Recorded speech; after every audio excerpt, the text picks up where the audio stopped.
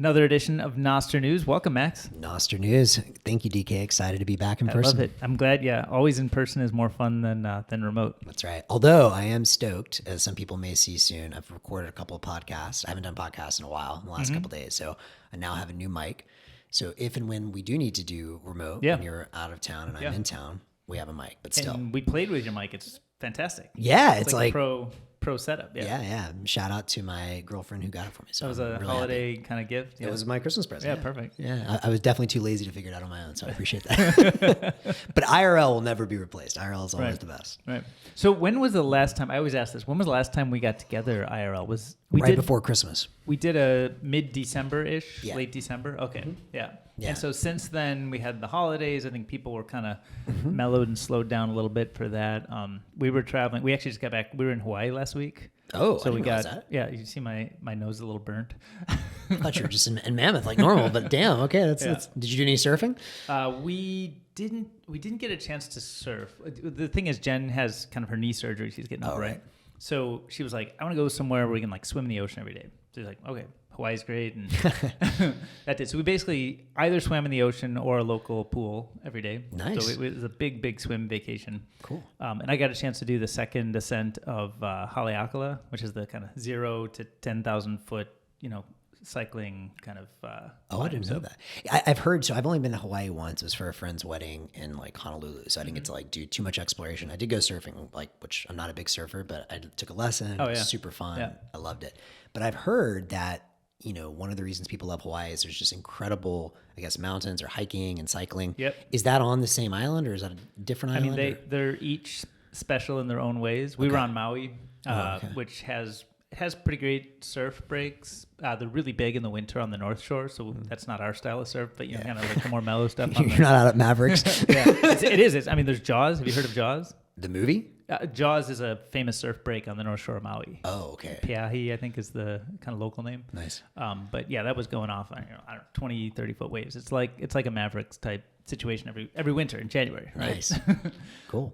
So we didn't do that, but we were out in the kind of the more swimmable kind of surf beach, boogie board, bodyboard, nice. Those kinds of scenes. So it was fun. Yeah, I'd love to go back and do Hawaii again, but do some more hiking. And I didn't get to do much of that. We did a brief hike.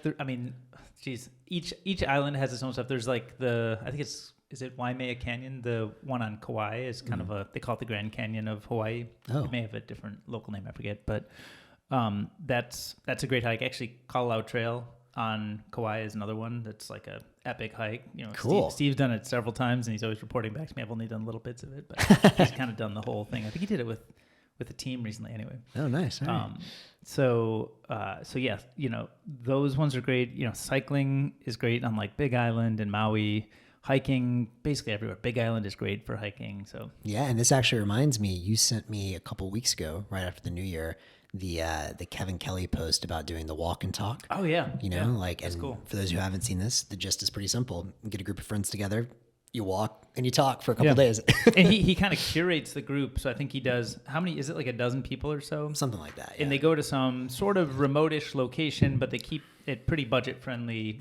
And I think it's 7 or 10 days or something. And it's kind of walk and talk every day, and you build new relationships and you kind of eat together, but it's not meant to be like a, opulent luxury thing. It's more meant to be like, get the right people together and just walk. I love it. Make that a thing. So a couple things that brings to mind. One, we should definitely do that. We should get like a Bitcoin Nostr thing going, which would be super fun. I was thinking maybe around here, but maybe we go to Hawaii and do this thing you're talking about that Steve did. So that's number one. Number two, I mentioned this to you, but just to throw it out there to the pod, in 2018, I think, I had what I called Ideas Fest. And to this day, it was like the most fun, certainly one of the most fun 3-day periods of my entire life, where I got a couple of my buddies. I was living in Mexico at the time, so a couple of buddies from Mexico, a couple of buddies back in San Francisco.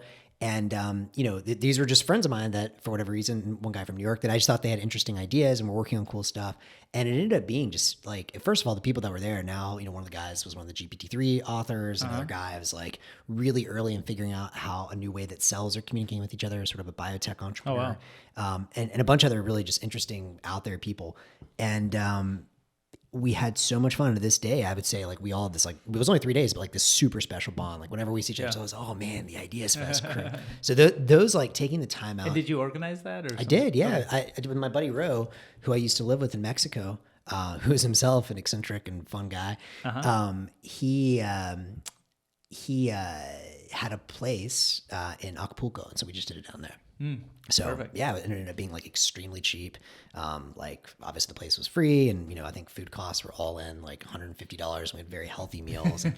Anyways, it was, I miss Mexico for that for sometimes, but anyway, so that was super cool. And then I'm thinking maybe this year, you know, I'd love to do some kind of walk and talk. I definitely want to do more kind of like purpose, like not just travel to travel. Kind of burned out on like a lot of conferences and stuff. Probably won't do much of that, but I want to find a way to get some of my companies and maybe some, you know, hackers I really like, maybe some of my LPs together in SF this summer. And I was thinking about also kind of doing like an AI Nostr, another hackathon like we did last summer, but maybe a little more lead time. So we'll see if I get all that together, but big plans. Yeah. At least in theory. Yeah. No, I love it. I think walking is such a perfect, I mean, just like gets you out of your normal habits of sitting across from somebody and eating, you know, having coffee or whatever. Totally. Which is fine. Those are fun too. But I think when you're kind of side by side and trying to go from a place to a place, and you just have like there's a different feel. It feels less focused in like a good way. You sort of explore the edges a little more. And I think one of the toughest things is to put yourself into situations where you are exploring edges and you're not just rehashing the common threads that everybody's talking about and doing it. You know, it's like easy to get stuck in the ruts if you don't push yourself to be outside of that. Totally. And it's also healthy, right? Like I think there's something really to be said for like walking does stimulate your thinking, you know? Yep. And actually another thing that just popped to mind in 2016 or something, a bunch of my, you know, college friends, we used to push to do a trip together every year. And sadly, you know, since COVID and we've just stopped, but one year we did go hiking in Patagonia. And so I guess it kind of was that. Yeah. And it was so much fun because you're moving constantly. I mean, you know, we're getting in great shape after a week of that. Yep. And you don't, you know, being forced in nature, no phones, that was critical too. Oh yeah. No phones, and all of a sudden all kinds of new ideas start bubbling up. Oh yeah. Well, speaking of walking and the pod, we should try, I kind of have a little experiment brewing in my mind. Tell me more. So, while we were traveling, you know, we ended up on kind of a phone call with somebody that wanted to talk to us for the Founders You Should Know program. They were, you know, wanted some help with something. And we sort of dropped everything we were doing, hop on the call, and the things that we were talking about were things that we hear a lot. And I was like, why don't we just like record this? And then we have something to share and we can just sort of make it. So we have this like it's kind of a horrible video, horrible audio recording of me like driving around Hawaii for 40 minutes, talking, you know, basically like recreating the conversation. And Jen is kind of prompting me and it's kind of a little bit of like a pod feel, but it's kind of in motion. I like it. And then the other day we were kind of doing the similar thing, walking, you know, around the Presidio. Yeah. So I got a selfie stick and some clip-on mics. Let's fucking go. So maybe see where this is going. You see where it's going, right? So maybe next time we do this, let's do it outside. Do it outside walking and see how that feels. See what shows up. I'm super into it. I mean, as you know, I'm a big walker, so any excuse I can you know, to What's your typical steps? Your stats for steps. Well, interesting question, because if you recall, you asked me that question about a year ago. Yeah. And I didn't know you could even track this. I was technologically behind, let's say. So I can tell you, my average steps, I'm a big walker now, over the last 6 months. Okay. 14,097 steps. Big walker. Not bad, yeah. I'm down a bit, but I'm at 11,000 over the last 6 months. Nice. As a daily average. You know, when we sort of, I think the weather and, you know, the rain and stuff matters a lot. Yeah. Number of calls, which I'm trying to force calls to be walking if I can. And then, you know, we sort of had a previous dog pass away and that sort of led up some of the walking. But I guess we're actually past that now, right? So yeah, we should be into the new stuff. But the new dog is, you know, too young to walk the same amount. And, you know, we'll get there though. I'm expecting the dog brings back the walking. But actually, maybe the pod. Maybe a walking pod is like the answer. And if we do this, maybe we'll do it more frequently because, you know, we're out there getting exercise. It's good for you. Mm-hmm. Like, I don't think anyone's ever said, man, I walk too much. Right. So, and tell me a little bit about the pod stuff. So you sort of got this new mic, and what do you hope to achieve with it, or what kind of formats and ideas are you thinking about? Well, so the last 2 days I was appearing on someone else's podcast. One of them, I did a podcast. I don't do a ton of podcasts, but last year I did one with Last Trade, this guy Michael Tanguma, and I think Marty Bent and Croesus. They launched a new pod, and I like all those guys, so I was happy to do it. And then we had a great discussion, but theirs is, very much geared more towards kind of like a, more Bitcoin is gold investory approach, which is less what I'm interested in. So that became more of a Nostr and protocol discussion. Then they decided, hey, we should do a Nostr protocol, whatever, kind of making Bitcoin useful podcast. And so anyway, so I did that one with them, and that was fun. And then I did one with Carr, who runs Pleb Lab with Kian down in Austin. And that was also just, I really like that guy. So those were more kind of my traditional thoughts on Bitcoin and stuff, and it was a good way to test the mic. But what I'm hoping is, I've never really thought of myself as a podcaster, and I still don't per se, but I love chatting with you. And this is an incredible excuse for us to get together and hang out and chat. Totally. And then I like sharing it. And occasionally we get learn really cool things from people in the comments, and, at the very least, no one watches it, but we got to talk. It's kind of like you can't lose. There's no downside. Exactly. And so then, so I started thinking, obviously I like Bitcoin, I like Nostr, I like all those things, but I like a lot of other things. And one thing I'm trying to do this year is not get too myopic in my worldview. And, this is what I joked about on the podcast yesterday, especially the Bitcoin, the asset thing. Came a point where it's I get it 21 million energy back. It's amazing. I'm so sold. I don't need another podcast ever to say or hear that again. Right. The Lightning and Nostr stuff is more interesting because there's new ground being cut. But frankly, I'm interested in a lot of things. So I'm experimenting the idea of starting to do some interviews, maybe remote, maybe at my house or people in town, on just whatever the hell I'm interested in. So I'm sure there'll be some Bitcoin, Lightning, Nostr stuff. Open source AI. I went to a really cool meetup a couple nights ago. This is one of the beauties of San Francisco. And one of the guys that y'all are friends with, the Lum Index guys and some of the people there. And I met some really interesting people. And one of them we're going to hang out next week, learn more about his kind of open source RAG, or which is a way to take data and, put it into a model company. And so there's people like that. So some of the open source AI stuff I want to go deeper on.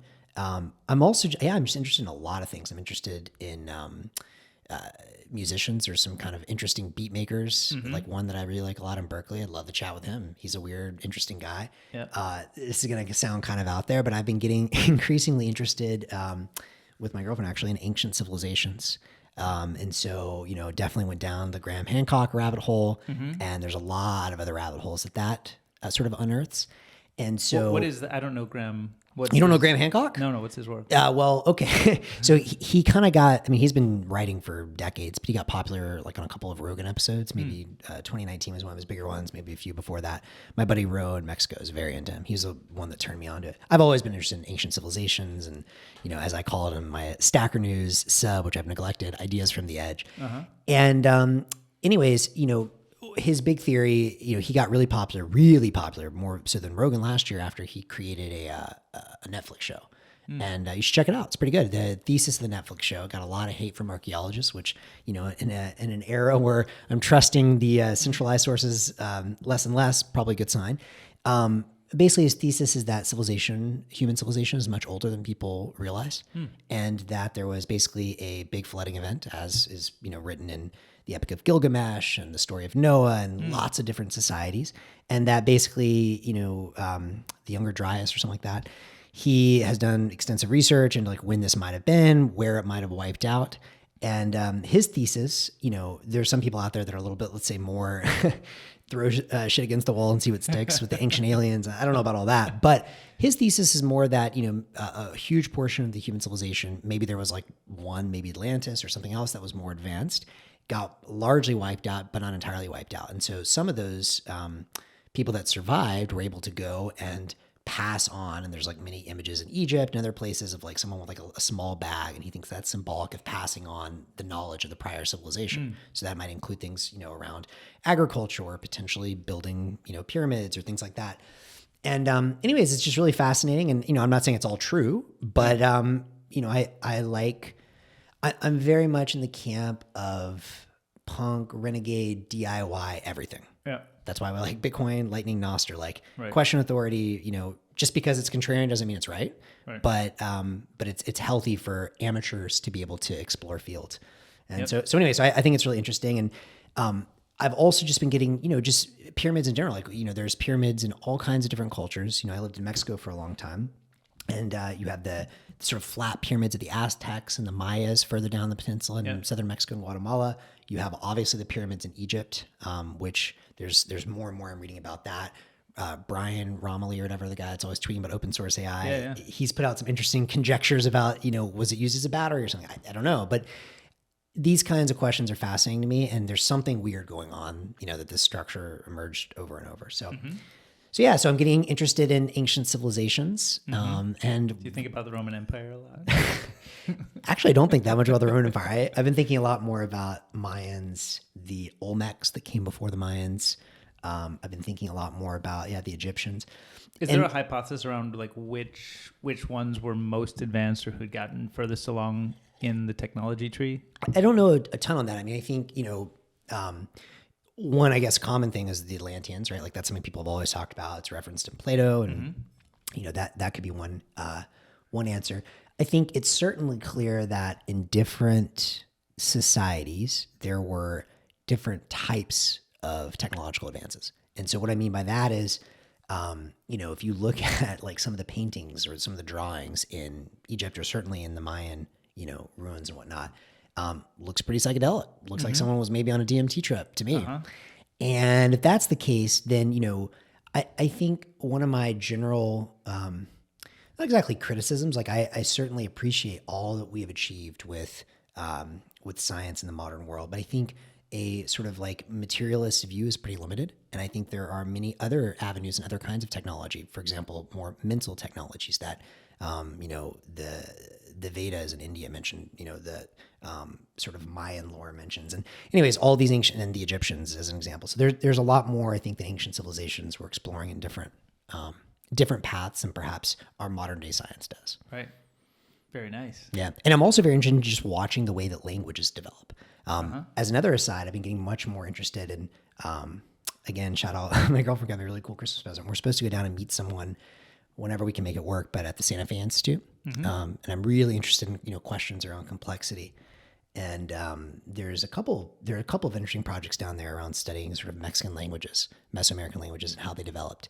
And I think it's just really fascinating to see how, these are languages like not rooted in Spanish? No, like pre-Hispanic. Okay. So like whatever the Mayan languages, the Aztecs spoke Nahuatl, I believe it's how you say it, Nahuatl. And anyways, I just think it's really interesting to see, language is an embodiment of the concepts of a day, but it also is reflexive and changes the concepts as well. And so it's really interesting to see, in some cultures, like the Eskimos famously have, a million different words for snow or whatever, or white or something like that. I forget the details. Yeah. But so that's another area. So my hope is that just like whatever the hell is on my mind and interesting me, I can start recording some cool combos. Perfect. And you have some published already? No, I have not. Okay, you're just getting started. But I haven't done anything yet. And I've been a little lazy on this, but I have done 2 pods, or at least saw the equipment works. Okay, but we can't hit the subscribe button and smash the notification bell. There's no like button to smash yet. And I have a bit of travel coming up in February, so it might be March when things really get rolling. But, cool. Yeah. Well, I'm excited to see kind of what you come up with, because I think you always have like a curious mind and looking in different directions. For better or for worse. No, it's great. And then I think playing with these formats of like let's try a walking pod and see how that feels. I think that kind of stuff will be fun. What you are definitely one of the most I guess sort of active and experimental podcast or content creators I know. What have you learned? Like what lessons? Since I'm a total noob, I know there's like some technical lessons or whatever, like starting the YouTube channel. Should I get on Fountain immediately? Obviously, shout out Fountain. We'll talk more about them. Like, what should I know as a total noob? Jeez. Yeah, I think like I certainly would consider myself still a total noob. I've only maybe been playing with this stuff for, I don't know, a year and change or whatever. Yeah. But I think I got way too complicated too early. Yeah. So I have like, this fancy mixer thing that, I mean, it serves a purpose. Cool. Yeah. And, I have too many of these cameras. I think I have like 3 of these cameras. Got to get that side profile. I know. I should, I don't even have them all set up. We just like throw one head on here.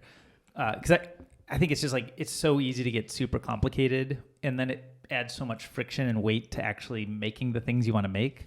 So I almost would say if you're like fresh, you've got this wonderful audio. Audio's 50% of the thing. Cool. It looks like it's video, but it's actually audio's 50%. You got a great, piece of audio gear, super simple USB plug in, do the thing. You can do all the remote interviews you want.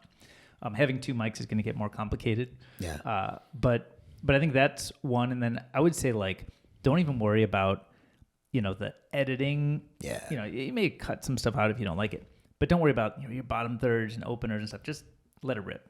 Okay. I think that is, and I actually think there's an aspect to YouTube and podcasts that are changing and that are sort of more enabling or encouraging of that kind of, more like raw, authentic, information sharing, unscripted, off the cuff type stuff. Yeah. I think it's making a little bit of a moment. So I would say like double down on simplicity.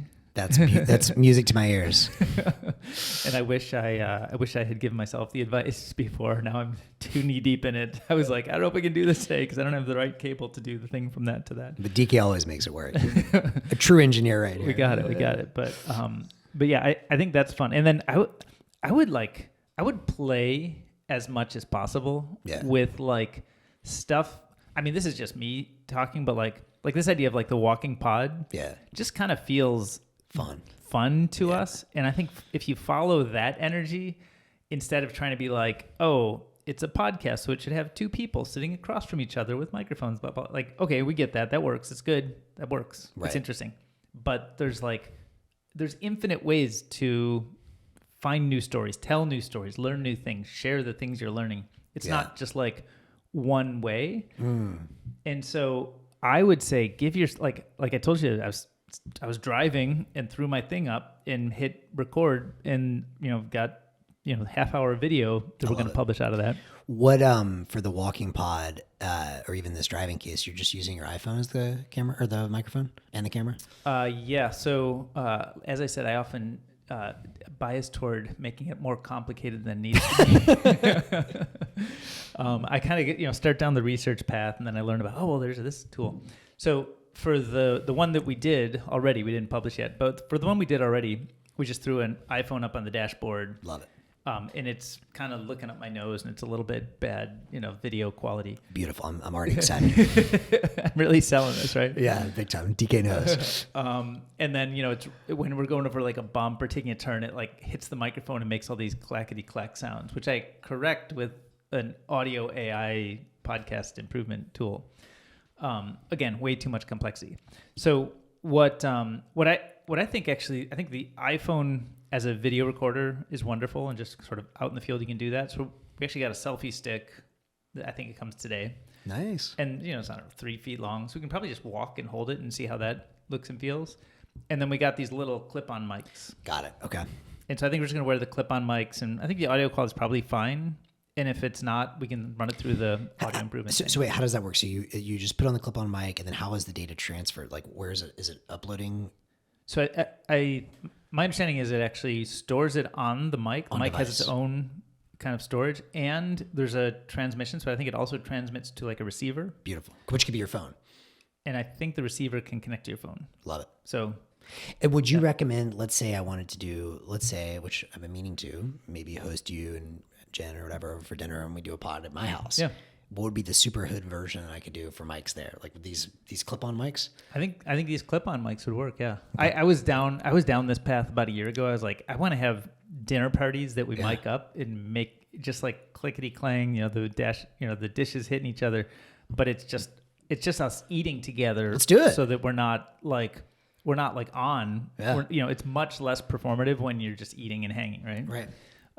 Not that I think our stuff is super performative, but like it's definitely different. It's definitely different when you're kind of just hanging with friends. So I've wanted to experiment with it. Somebody was telling me, I was talking to some friends about this, and they were saying, I guess one of the guys, I forget the guy's name, but some famous dude from Hollywood 20 years ago had a Table for Six TV show or something that was basically this. He cool. He invites, it's him plus maybe 5 people. They get together and they just kind of talk about, Hollywood, the industry, movie making, whatever, but it's 6 voices coming together. So it's a little bit more maybe the all-in pod feel, something where it's like a bunch of different perspectives all mixing over the dinner table instead of just the kind of one-on-one kind of deep discussion type thing. You know what this is making me think of? I don't know, maybe it was a tweet or something I saw. Can't verify if this is true or not, but let's just roll with it. Saying that, fashion goes in 20-year cycles or something. Yeah. So I think it's been about 20 years since Justin TV. Maybe it's time for DK TV. So you're just like live streaming everything you see? Could be. I want to play with a format actually where I feel like one of the things, and actually this touches on the ETF discussion, which you kind of listed in some of the notes. Yeah. I made a little video about the ETF stuff. Well, I didn't watch all of it, but I saw part of it. But it's kind of just like, hey, here's my thoughts. Here's what I'm thinking, learning, etc. And it's not meant to be like a super scripted, but it's more an off the cuff kind of reaction to what's on my mind right now. Yeah. And I've been thinking about I think it's relevant to Nostr, but maybe even easier for me to do in the Bitcoin space, which is like, I think the ethos of Bitcoin today is, I think it's very, I don't know how to say this. Like in a sense, it's very serious. Yeah. I mean, which it should be. It's like money, right? So I think a lot of people are very serious about it. And then there's kind of jokers too, but it has kind of this not super welcoming feel to it. The toxic maximalist crap. Yeah, I mean, I think there's like a purpose for it. I get why it exists. Same. I'm not a hater on the fact that it exists, but I also think like ETFs, for example, right? I make this little video about the ETFs and hey, here's how I think about it. And I'm doing a little bit here with that. And I get a bunch of comments and feedback like, oh, that's not real Bitcoin. Like, which piece? I get it. That's not real Bitcoin, but it's also easily accessible and gives people maybe the first step on a journey that leads them to real Bitcoin. Yeah. So instead of shutting the doors and saying, unless you do it fully the way we do it, you're not allowed to be involved in Bitcoin. That's obviously wrong, right? Because it's all voluntary. But I want to almost like create more stuff that helps people see that it's almost more like a welcoming, friendly voice toward how this stuff, like what role it plays, why it might be worth learning about, a little bit more of like a very intro. Like, do you know Matt Belez? He made this thing before called Hello Bitcoin. That was kind of I think he was like actually running it out of like local libraries and stuff. Oh, cool. But it was like a very friendly, it wasn't like, hey, you got to buy Bitcoin, it's going up. It wasn't this like, typical stuff you might see on, I don't know, Twitter, YouTube, et cetera. But it's more like, hey, like, here's the role, here's some of the problems in the world. Here's some of the potential solutions. We don't recommend you buy Bitcoin right now. We recommend you learn about it. And here's some of the early intro to how you might think about learning about it. Yeah. So I think Pablo did some of this with whenever he would go to a new location, he would do a little bit of his own. Oh yeah, like a little talk about it, right? So that brings a lot of thoughts to my mind. The first thought I'll just say is I get why the toxic maximalists exist as well. And I will say, I feel acutely the pain that caused that. Mm-hmm. And the pain is, you just can't, like some people for whatever reason, like, and there's differing degrees of people don't have time to do their own research. And there's also some people with malice or whatever, but like, it's so obnoxious to be lumped in with crypto. Like when I was at this, open source AI thing, I'm always very careful, right? Like I don't want to be like, oh, I'm interested in Bitcoin. It's always like, I'm very interested in open source software and how we can monetize open source software with micropayments. And wouldn't it be cool if you have your own identity and then kind of like back into Lightning Network? Because as soon as you say Bitcoin, people are like, Web3, crypto. And it's I have literally nothing to do with that. So I get it. It's super frustrating. And I've had some other people where, just kind of annoying investors as well, or just cannot make that separation. So I get it. On the other hand, you said something which I think is very important. The whole point of Bitcoin. I actually, talked about this in my last couple podcasts and gave a shout out to Drew Bansel from Unchained because I think he just said this really well. It's not a technological revolution. The technology was necessary but not sufficient. It's just about bringing markets to all sorts of things. And I think part of a market that functions is freedom of choice. And at the end of the day, people should be able to make their own decisions for themselves. If you want to be super cypherpunk and super hold your own keys, amazing, beautiful. Totally, you should be able to opt out of the system. 19% of people probably should never hold their own keys unless the technology gets radically better, because they're going to lose it. And that's also not a healthy thing, right? So it's good to have a spectrum of technological solutions and content creators and all that stuff. And so I actually think you would be an amazing kind of like friendly face for Bitcoin, because you get it. You understand all of the like why Bitcoin only, you understand what's happening there.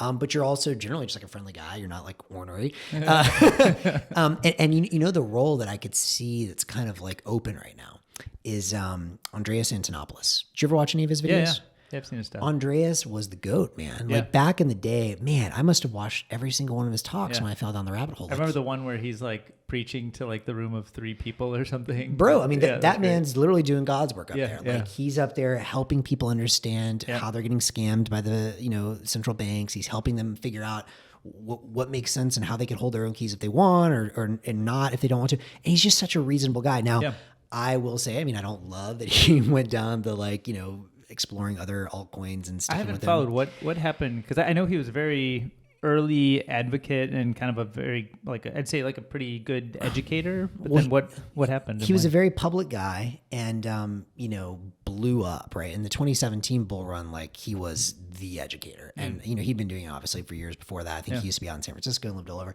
And then, you know, he kind of like tapered off, you know, he got off of Twitter eventually, I think maybe in protest of, Elon, maybe, I don't know. But, you know, before that, you know, he wrote mini guides to Bitcoin. I read that when I was learning how Bitcoin works. He wrote with Lalo and Renee Pickard, the Lightning Network guide, which is great. Like the O'Reilly, like technical book. He also wrote one on Ethereum, and that like turned a lot of the Bitcoin people off on him. And, you know, he's very much open blockchains, which to me just means Bitcoin full stop. That's somewhere I've gotten over 10 years.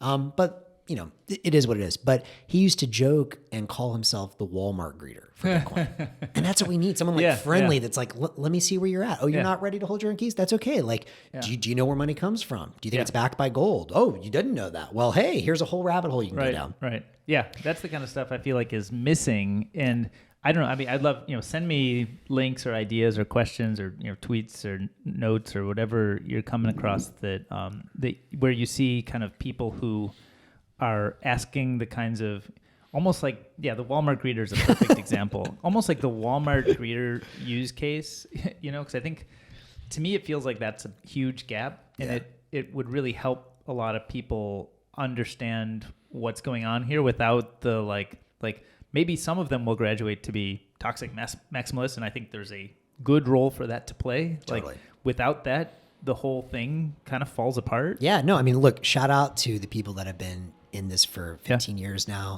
that, you know, keep this movement going, that build the technology. But there's a role for a lot of people to play. Yeah.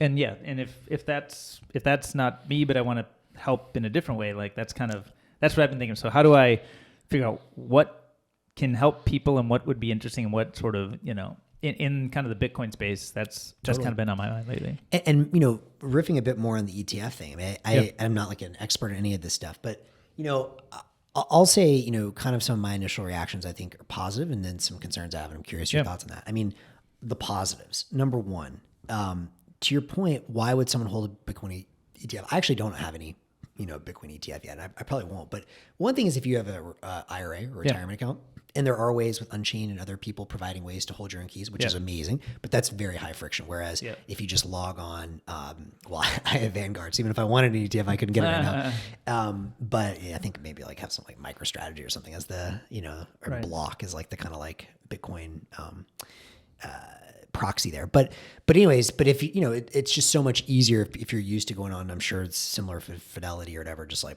buy this thing, sell this thing, took me like 5-10 minutes. And that's great. And I think that's like a really important avenue, particularly for retirement accounts. And it's a whole new sort of channel for capital and people to enter Bitcoin. I think also, I mean, the more capital that comes in, you know, Bitcoin's volatility decreases over time. That's really important. If we eventually want this thing to become, you know, a unit of account and a medium of exchange, then, you know, volatility has to decrease. And the more capital, you know, the fewer single holders can rock the price either way, the better that is for volatility, the better that is for Bitcoin's long-term adoption. That's a beautiful thing. I also think it means Bitcoin's here to stay, in the sense that, well, Bitcoin's here to stay no matter what. Even if the government tried to ban it or something, they couldn't. But you know, I always think about one of the magical pieces of Bitcoin is that it's a form of alchemy for taking human greed or selfishness and turning it into cooperation. Right. So basically the way I think Bitcoin, or the transition from, whatever fiat currencies to Bitcoin can work. And again, this can be a multi-decade thing. And I think dollars on top of Lightning and all this stuff is a great transition step, blah, blah, blah. But it effectively bribes people.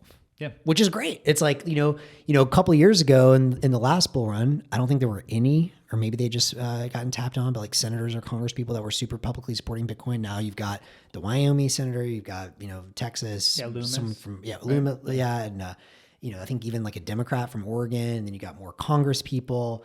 And now, you've got all these new folks that maybe now, because of the ETF, it's really easy for, BlackRock, right? It doesn't get more mainstream than that, right? Yeah. So I think that it's very good in the sense that the more people have some exposure to Bitcoin in some way, shape, or form, and the more the big financial players do, and the more the lawmakers do, it just every year becomes less and less likely that you can straight up ban it. Okay, so that's all the good. The bad, I'll say, or at least maybe not bad, but the concern for me. I think net, it's a good thing. I do wonder, if I were some like super malicious state attack or whatever, what's like the social attack to do this? And I do think about, and I know this has been discussed a couple times on Stacker News, in the, I guess the offering, it talks about being able to choose a fork. I do wonder sometimes, is there going to come a day where they try and when I say they, I mean, let's say call it the big powers of the Fidelity, BlackRock, all of them together, try and neuter the chain by having kind of we'll only accept Bitcoin in here if it's the OFAC compliant mining chain. And if you're on the bad boy chain, it's a different chain. I think the bad boy chain, or I'll call it the bad boy chain, but the free market chain, let's say, still would win over time. But it's a concern. It can slow things down. It can slow things down. Yeah. Yeah. I mean, I can see that as a I mean, the whole thing is about timeframes, right? Because I think there's an inevitability on all of this probably over the millennia. Oh, without a doubt, I would say even this century. Yeah, maybe over centuries, but we're talking human life, we're talking decades, we're talking years, months. It can really slow things down, and yeah, I think everything is about timing, really. Yeah. I mean, it's so fundamental to how all this stuff around energy and value, and even it's a time chain, right? It's not a blockchain, it's a time chain. Everything really comes back to time. Yeah. And all these great ideas and all these risks are risks of time. Totally. And so if the ETFs, cause OFAC compliant forks and, all that stuff, probably just, it decreases consensus, it decreases confidence. It's probably not good for the long-term, the freedom and the restructure. I mean, I think Bitcoin is restructuring society. It's a new building block to kind of make everything more transparent. Yeah. And money's the first most obvious use case, but I think everything can and should be more transparent. I agree. And so if we delay that by decades, we don't get to see as much of it as if we can get it done in years. Yeah. Right? So I think it's all time. I agree with your reason to be optimistic and kind of your caution and concern. I would say I think the reason that I see ETFs as a net good, which I think is also what you said, is that getting people exposure alone, even if it's just exposure, means that you're bought in. Yeah. And you're bought into the success, and you become more curious. Why did that go up? Yeah. What would cause that to go up? You start asking questions. Not everybody, but some people. I think number go up technology is the best marketing for Bitcoin. The rest of the down with the state or be your own bank and these things. It's most people are I don't really want to be my own bank. I don't even know what that even means. What does it mean? And it doesn't sound like something I was looking for, but number go up. I was looking for that. Yeah. Exactly. So it's the best marketing. And I think once people get aligned, some set of people become more curious. And I think some people who I bet there's people who their first buy will be of an ETF, and within, under a year, they will have, full self-custody. Yeah, I think that's totally true. And it might have taken them 10 years if there was no ETF. Yeah. So, I mean, I see that as a net good, and I don't think it's like stoppable. I think more people on Team Bitcoin is better. Yeah, I agree. You know, so. And by the way, one thing I wanted to add on there, and we don't have to belabor this in this podcast, but you might be interested in this, and something I went in great detail on with Tinguma and whatever their new podcast is called is, the thing that really gave me comfort with Bitcoin, that got me 100% bought in, was seeing it as energy-backed money. And I think we've talked about this a little bit before. Buckminster Fuller talks about it in his book Critical Path, which I happened to be reading in 2019, which was just perfect timing. And Tesla and Edison, all these people talked about it. Andrew Myers from Satoshi Energy was very early explaining a lot of this to me. And, you can go as deep down that rabbit hole as you want, but I came out of the energy world first and foremost. One of the things that I see that I think this is somewhere actually a lot of Bitcoiners will disagree with me and whatnot, but they can go and check the interconnection queues and the facts will speak for themselves. But, I got into solar because solar was just absolutely falling off a cliff when I got in around 2012, 30 cents a kilowatt hour or something like that. Today it's like 3 cents a kilowatt hour in sunny areas around the world and keeps getting cheaper. This is one of the biggest stories in the world. No one understands, and it's absolutely massive. It's a sort of Moore's law style law called Wright's law. ARK Invest has written about it. Tony Seba, this guy out here, has talked about it. Ramez Nam, who's actually an investor at Bright, and his buddies with Ray Kurzweil and all the Singularity Institute guys. He's been talking about it for over a decade. What's the best? Is there like a single best primer I can send it to you. Yeah. Well, there's a couple. One, I'm very obviously biased, but I don't know if you know this. I was the lead author for the piece that came out from Square or Block and ARK Invest, and I laid out a lot of this back in 2021. It's called Bitcoin is Key to a abundant clean energy future, something like that. Oh, good. But if you want to just kind of understand some of these concepts in energy, I would say Ramez Nam, he has just go to his blog. His last update, he's done these models 3 different times in 2011, 2015, and 2020, and just kind of looks at how fast solar is falling. And, the TLDR is the most bullish forecast, which has always been has always been too conservative every single time. Every single time. And does it have like you mentioned, about 10 years ago it was 30 cents, now it's Something about like 3 cents. So is it like order of magnitude over a decade? Is that kind of the rough pace, and it's kind of on a similar pace? Like it'll be it's continuing to fall. And kind of the same, like very Moore's law. I think Moore's law was like doubling every 18 months or something. Something like that. I mean, so depending on the data set you look at, it's not based on time. And this is something actually ARK Invest has written extensively about this. It's quite good. It's based on it's related to time, but it's based on the cumulative capacity produced and then obviously deployed. And so the learning rate is so in the energy industry, there's this concept called the levelized cost of energy, which is the final cost per kilowatt hour, right, for any different energy source.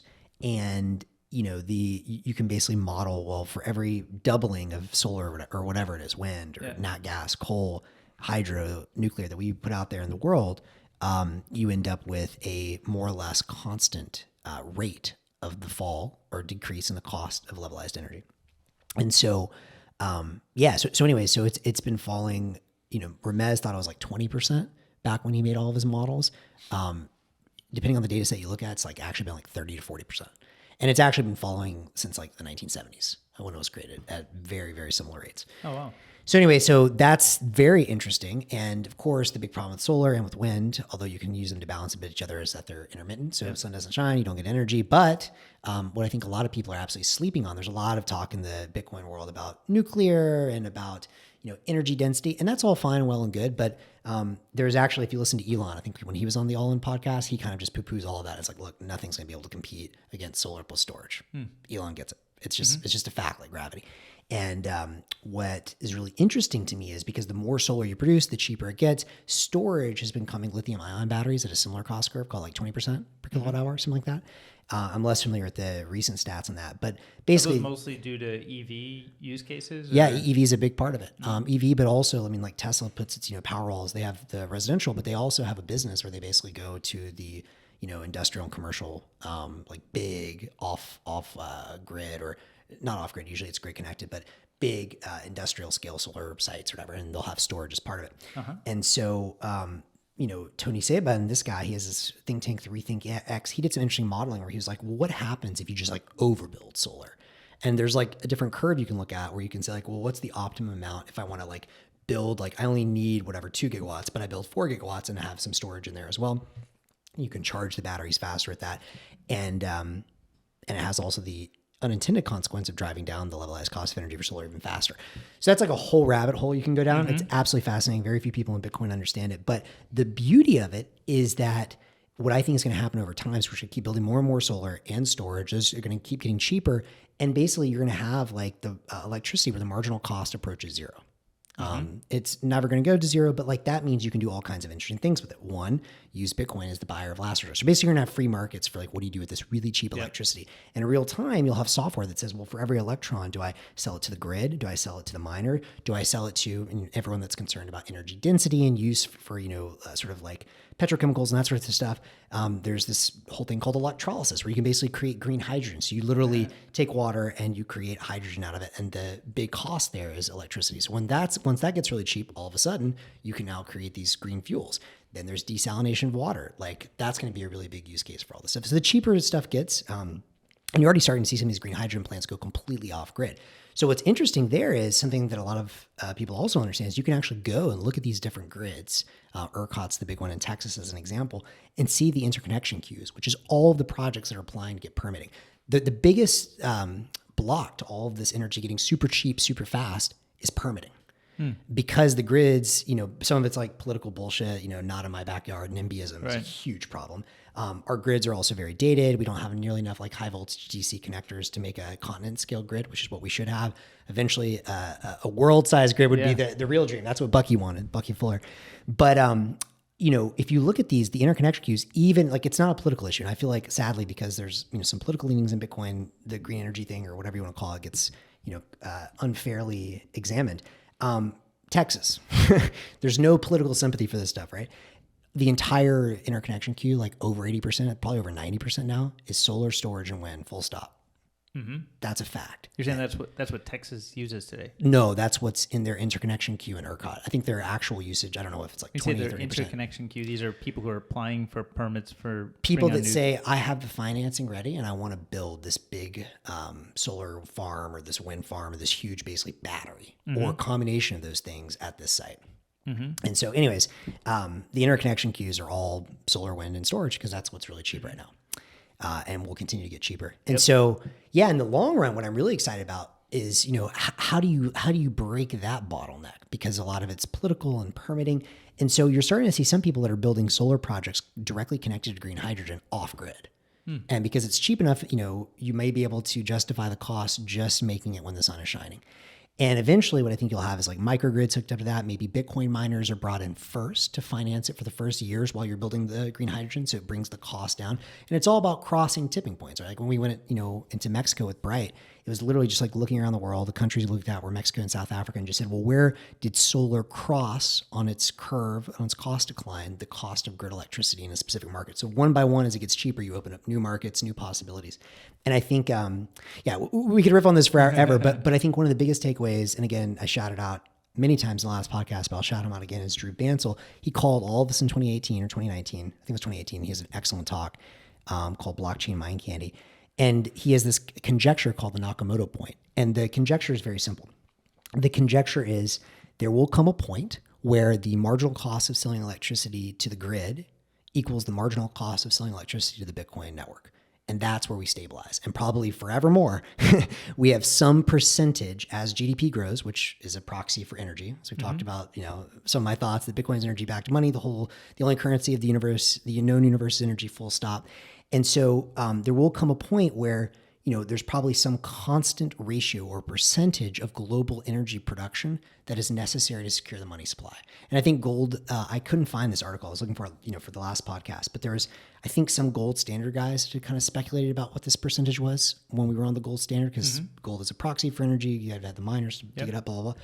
And, but now we can potentially get empirical evidence for that in our lifetime. So I'm quite excited. That's awesome. And there's a lot there. I know that you've invested, kind of your day job, you're a venture capitalist, right? So you've invested in a lot of kind of software and application layer things, but it feels like there's a whole bunch of commercial opportunities in, energy, mining, that whole, and it seems like it's very dynamic, changing very fast, probably very capital intensive. Is that something you... Well, I've made a couple of investments here. I've invested in Satoshi Energy was my first one. And They were the first ones to see this, and they do, some services and sort of like a marketplace for miners and renewable energy asset owners in West Texas, mostly in Texas, but like they have a lot of congested wind out there. So like 30% of the time or something like that, by the way electricity works, you can't just get rid of it, right? Like you have to do something with this power that you're producing. And so in West Texas, the way the tax credits work, when the wind is blowing, the grid can't take any more electricity. They just will give you negative power prices. So they'll literally pay you to take the electricity. Think about how crazy that is, right? So in those cases, if you can hook up a Bitcoin miner, it's just like free money. Right. So they were the first ones to kind of really see that, I think, and kind of go hard into that. Then Sonoda, which is another one that's doing kind of and Satoshi does a little bit of this as well now, but Sonoda has been really focused on real-time settlement. So basically selling electrons and streaming them for Satoshis. That's very interesting because then you can do some really fascinating things in the industry where, miners often, they have credit troubles, right? Like they can't get built because it's like these cowboy dudes, right? Yeah. And the bank's like, who the fuck is this? And so they'll try and get a letter of credit from the bank or whatever. But if you can do real time settlement, right? And so you can literally just hey, as we sell you an electron, or whatever, every 15 minutes, whatever the settlement time is, you give us some Bitcoin, and maybe on the back end we're using River or Strike or whatever, and we just auto convert that into dollars because we don't know what the hell Bitcoin is yet, or maybe we keep 98% dollars, 2% Bitcoin because we're dipping our toes and we just bought the ETF. Then all of a sudden, the credit risk goes down, the cost of financing for that goes down as well. So that's like a very interesting play. Right. And then I've also done one really out there kind of crazy one. I don't know how much I can say about this, but this was actually I think Founders Fund has been really involved in this one. They've been involved in a couple, including Crusoe, which is methane mining and stuff. But basically some completely radical alternative energy from different sources. I think that stuff's interesting too. But if I'm going to make I really love this stuff and I'm open to doing more investments, but I have not gotten comfortable investing in individual miners or CapEx intensive stuff, partially because from my own experience, right? Like Bright, knock on wood, it's still going. We raised a Series C last year, I think. And that's great, but it's taken a decade and it's it's a long capital intensive business. You're not zero marginal cost distribution, drilling holes in people's roofs. So it's basically like Sunrun, and Sunrun's kind of one of the best performers, and it has, Solar City obviously kind of got bailed out by Tesla and stuff. So anyway, it's these kinds of models are interesting, but very competitive, very capital intensive, take a very long time. So I haven't gotten comfortable as a venture investor doing any of those deals, but I will do deals that are marketplaces or software around it. And if I'm wrong and someone can prove to me that they have some unique thing, I would love to be proven that. And if you think you can get venture scale returns, then I'll take a look. Yeah. It's cool. Yeah, I know there's a lot there. That's a lot. Yeah. Energy. I mean, we could do an hour on energy, a couple hours probably. We got a list of some things. Yeah, totally. We totally went off. So yeah. So we got some Nostr stuff. We got a bunch of Nostr topics. Nostr news, and we've yet to mention Nostr. So yeah, I guess what from our list grabs you? Anything in particular? A couple things I wanted to mention. I mean, a couple of new projects have come out. One is Flare. I think that's what it's called, right? Yeah. Flare.pub. Yep. I don't know a ton about this yet, other than it seems to be somewhat of a YouTube replacement. I went on there and played just a little bit with it. There's some content, and it's easy to tip, so that's really cool. I'm glad to see people are thinking about other media types. One thing I didn't fully understand is it says that you can host it wherever you want. So I didn't try uploading. I don't know if they just default to Nostr.build or someone else, or if you can bring your own. But yeah, I mean, it's cool to see people playing with video. Right. So it sounds like all of the data, is it pulled off of relays? So this is where I'm not sure what's happening in the background. We should learn more. But my understanding is the video data is not. The video itself. The video data is off a Nostr.build or some other media server. Exactly. But everything else is an event. All the metadata is an event on Nostr. Hey, View is probably an event, or whatever, Zapped is an event, or whatever. Right. And do you think is it more about zapping to pay creators, or is it more about it's not so much censorship resistant, I guess, or that's? Well, I think it is censorship resistant if you, if you have a like you're self-hosting it as an example, or whatever, in the sense that I guess the lookup, there's still many relays that can point to wherever you've hosted it. Yep. But I think that my guess, I don't know how in practice censorship resistant that is, probably not very yet. But I think, the tips are probably the big breakthrough so far. Right. And anyone, if the creator, someone in the audience knows more about this project or whatever and wants to leave comments, I'd love to learn more about where it's going. Yep. Yeah. Cool. And I guess that touches a little bit on some of the Stacker News territory stuff, which is also very kind of, let's say, tips or payment oriented, kind of micropayment oriented around media. And also, Stacker News, for those of you who don't know, you can auth in with Nostr and choose to cross-post a Nostr relay. So it is already somewhat of a Nostr client. Right. And I actually started the videos territory on that's right. Stacker News because I'm kind of interested in this kind of idea, broadly. But, of course, that's, by design, a centralized place, decentralized money, but centralized kind of media kind of hub, let's say. But you wanted to talk a little bit more about territories? Yeah, well, so, for those of you who tuned into our last podcast, DK and I were both extremely excited last time, and I think remain very excited about Stacker News in general. But last time, Kian had just launched territories, which are like user-owned subs. You can launch your own sub, pay for it, get your own, set your own economic policies and make money on it. And then also moderate it as you see fit, if you wish. You can either choose to be a mod, to moderate it or no moderation. But I think we were extremely excited because, Kian said he expected 12 territories and there was 75 or something really quickly. Since then, we've both moderated at least one sub. I've had a couple. Yeah. And it seems like a lot of the subs have churned out. Not a lot, but maybe, I don't know, a third at least, maybe 2/3 have churned out. And, I'm curious just what you've seen, what your thoughts is. I know there was a huge early hype cycle. Things have chilled out a little bit, but a lot of the territories are still doing pretty well. What have you learned just both using these subs, moderating a sub? What's your impression? Yeah, I think with a new idea like this, it's going to get a lot of excitement to begin with. So right out the door, people are going to be like, wow, awesome. Let me just play with that. And I think, I was kind of just okay, cool. I've always been more interested in how do we make video work better on the internet and kind of the curation and signals and stuff like that. So I was naturally drawn toward let's just, there's a video thing on Reddit that has a lot of activity in its own kind of point of view and taste. Let me just see what that might feel like here. So I made that, and a lot of times when I'm trying to post something that I'm interested in, it's actually relevant to another territory. So it's already been posted, and I feel a little bit, I'm not sure if I'm supposed to post a dupe, just to have, just to make the territory that I'm working on kind of nurturing. So I'm a little bit, I'm not sure what taste layer I should use. And I even solicited some feedback to see that because, is it just everything that I'm interested in? I was hoping to I share what I'm interested in. I get stuff from what other people who are using Stacker News are interested in. I think the early Stacker News community, probably enough overlap, some Bitcoin centric videos that might be interesting. Or just other, I think I listed, other stuff around philosophy or education, art.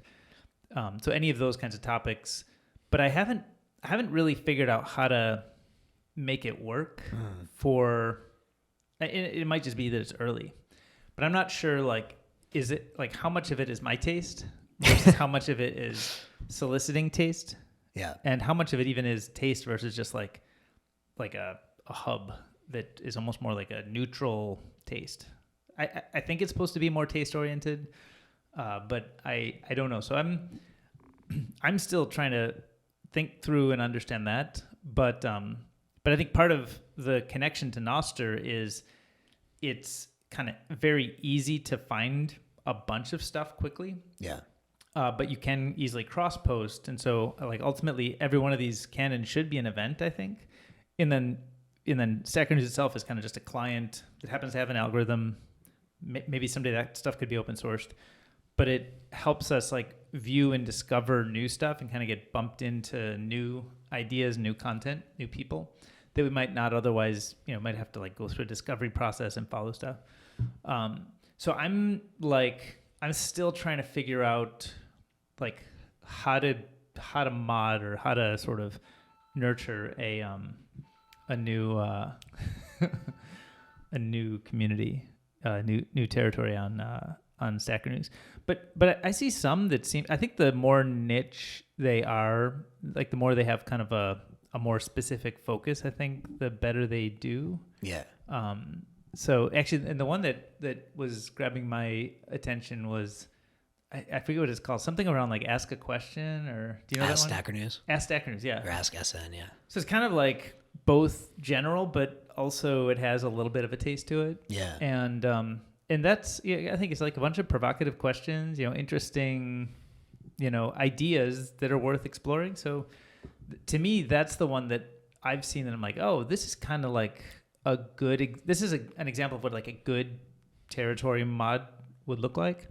But I don't think I've recreated that magic. Maybe I haven't put enough of the right kind of energy into it or what. But. Well, I think there's a couple of things. So one, I think, to your question about taste, I think it's whatever you want it to be, right? If you want it to be neutral, it can be neutral. I tend to think having a point of view and a taste is better, because if someone doesn't like that, they can always go start their own territory and create their own taste. So I think you should lean more into your taste. I think you have exceptional taste. So, I'm sure there's other people out there like me, but, if you're out there and you like it, come tip DK. But I think there's two things. One is I think it just requires, like, to get something off the ground, like, frankly, just a lot of hustle from the person owning it. Like, I own now 4 of these territories, which is kind of ridiculous. And part of my thinking was there, if it takes off and I have time, cool. If not, Sports Soccer News, whatever, it's all good.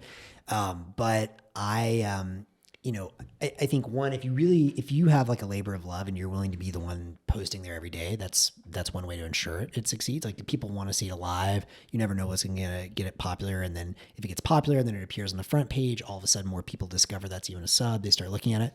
So I think one is it probably just takes a lot of like elbow grease for the first couple months is my guess. And when I specifically mean elbow grease, I mean you posting interesting things. Yep. 2, I've seen in terms of what you post, like I had the hip hop sub and I was really into it for a while, and then I've just gotten, lazy with it recently.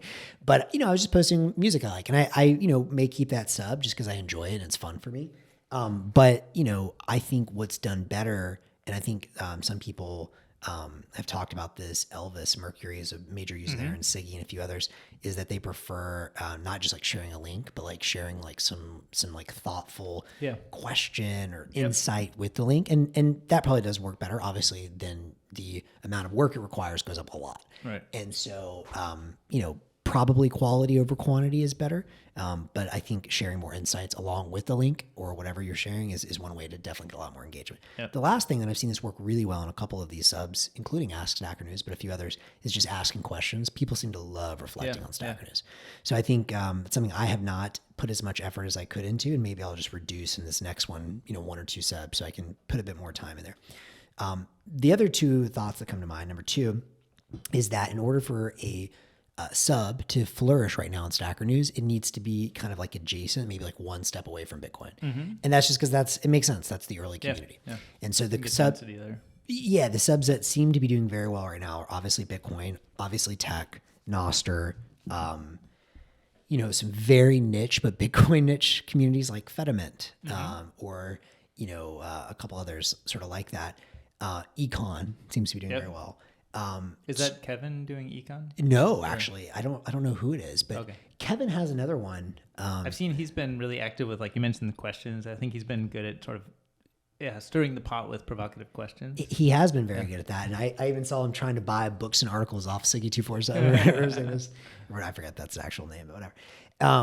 But I think, the closer you are to that early kind of core of Bitcoin adopters, probably the better your sub will do. Culture I've been very impressed with. That's really popped off. Like that's kind of like generic enough that it kind of covers anything that's not Bitcoin. What's interesting for me in this last cycle, so I had this ideas from the edge, which I've just kind of neglected, but it's like, that was one, my idea was it'd be kind of more taste of the stuff I want to do. And maybe if I do podcasts, I'll post them in there. I've got hip hop, which is a passion project, and I don't care if it succeeds or not. I just like it. San Francisco, which I have kind of neglected, is probably not enough people yet from the Bay Area. I think it could be big one day. But interestingly, open source has started taking off. Oh, good. And not like huge, but we get a couple posts there a day. I've done very little. But I think what happened was we had a couple of people asking interesting questions, like why did Linux win as the sort of distro for the cloud, and or the operating system for the servers in the cloud. And that got a couple of those blew up pretty big. And then people realized there was an open source one. If you're into Bitcoin, chances are you're into open source. So that's been kind of cool to see. And Yeah, I expect more of those. I guess one question I have for you is, I was having this discussion with a few people. How long will it take for Stacker News to go mainstream? And obviously you can't just like skip ahead. You know, you've been very vocal, and I think you're probably right about us doing more with AMAs and stuff. And maybe for these other territories, like if we did AMAs, like if I did with like a hip hop producer or, you know, whatever, some open source contributors, maybe that would do very well. What do you think is the path from going to this kind of niche community, which is extremely vibrant? I think the best Bitcoin community online. Mm-hmm. Yeah, agreed. To mainstream. Yeah, I mean, to me, it feels like AMAs are the thing because it's sort of the pattern. It's what I think grew and continues to grow Reddit itself a lot is through the AMAs. And effectively, like, you know, a lot of podcasts are AMA. Invite somebody who's got a perspective in the world. They're, you know, launching a new book, or they've got some reason, they've got like some thing to talk about that, you know, they want to talk about, the world wants to hear about. And you keep kind of like mixing new kind of focal points in, and that, you know, there's people who come because they want to hear about that new book or whatever the topic is, but then they stick around because they say, oh, there's other good stuff here, right? So I think that pattern is just like common across, you know, let's say, you know, Reddit itself plus podcasts, kind of that, you know, very common pattern. I can't imagine that wouldn't work here, and I feel like that's a very likely one. And I also think it's like a good way to demonstrate to the broader world that, you know, that zaps and payments in this context can work and do work. Yeah. So, you know, you get somebody who's like, I think Kian did a bunch of AMAs like a year or two ago, like a while back now. But I feel like, I don't know, Jimmy Song or, you know, some kind of recognizable Bitcoin name people were there. Yeah. They used to do them at least every week, 1 or 2 a week. Right. And they did that for many months, and it was extremely successful. And why did they stop? I feel like, I don't know, but I feel like maybe they tapped a lot of, like, they got a lot of people, maybe, you know, 60, 70% of the big names, you know, in Bitcoin. Oh, but there's always more. Exactly. I mean, look, just take. We should push Kian more on this. Yeah. You know, take Peter McCormick's podcast and just like look at everybody he's talked to and be like, let's do a community thing, right? Kian and or Kevin, if you happen to be listening to this, we want more AMAs. Yeah, I would love to. I mean, I'd love to see what, you know, where that can go. And I think, you know, similar to like what you said with your podcast project is like, once you get started, then you find some other thing. Oh, I want to go about history or ancient history, or, you know, I don't know, the Aztecs or pyramids and energy and mining in those markets. So I think once you kind of get started, you can go in a lot of directions. Yeah.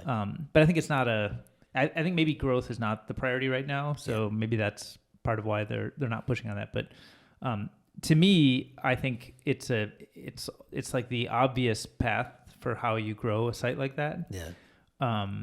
And I think growing a site like that actually will contribute to Nostr in a big way.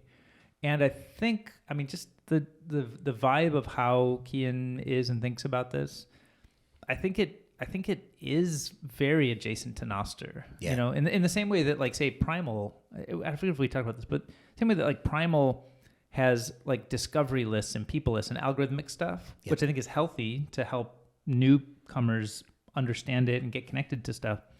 You know, the same way that works, I think Stacker News is almost like a full stack, extreme curated experience, but it still can publish back and get the flow going on, you know, open source, open relay, you know, notes. And by the way, I think, you know, we've mentioned that you can auth with Nostr and you can cross-post to Nostr relays, but I don't think a lot of people know that. So that might be something interesting for Kian and Kevin and the team to consider, making that feature more visible, or, you know, encouraging more people to play with that. I would love to see more Stacker content on Nostr. Yep. And while we're talking about that, it's actually a nice transition point to that other thing that I shared just before we started this, right? Which is, I'm going to just pull it up so that I've got it active here. It's disappeared. Let's see. It was this one. So Eric Yakes, do you know Eric? I don't think so. What's his do? He works, well, I don't want to misrepresent his role, but let's see what he says. He says he's the author of The Seventh Property and Monetary Revolution. I had him on a talk we did maybe a year or so ago.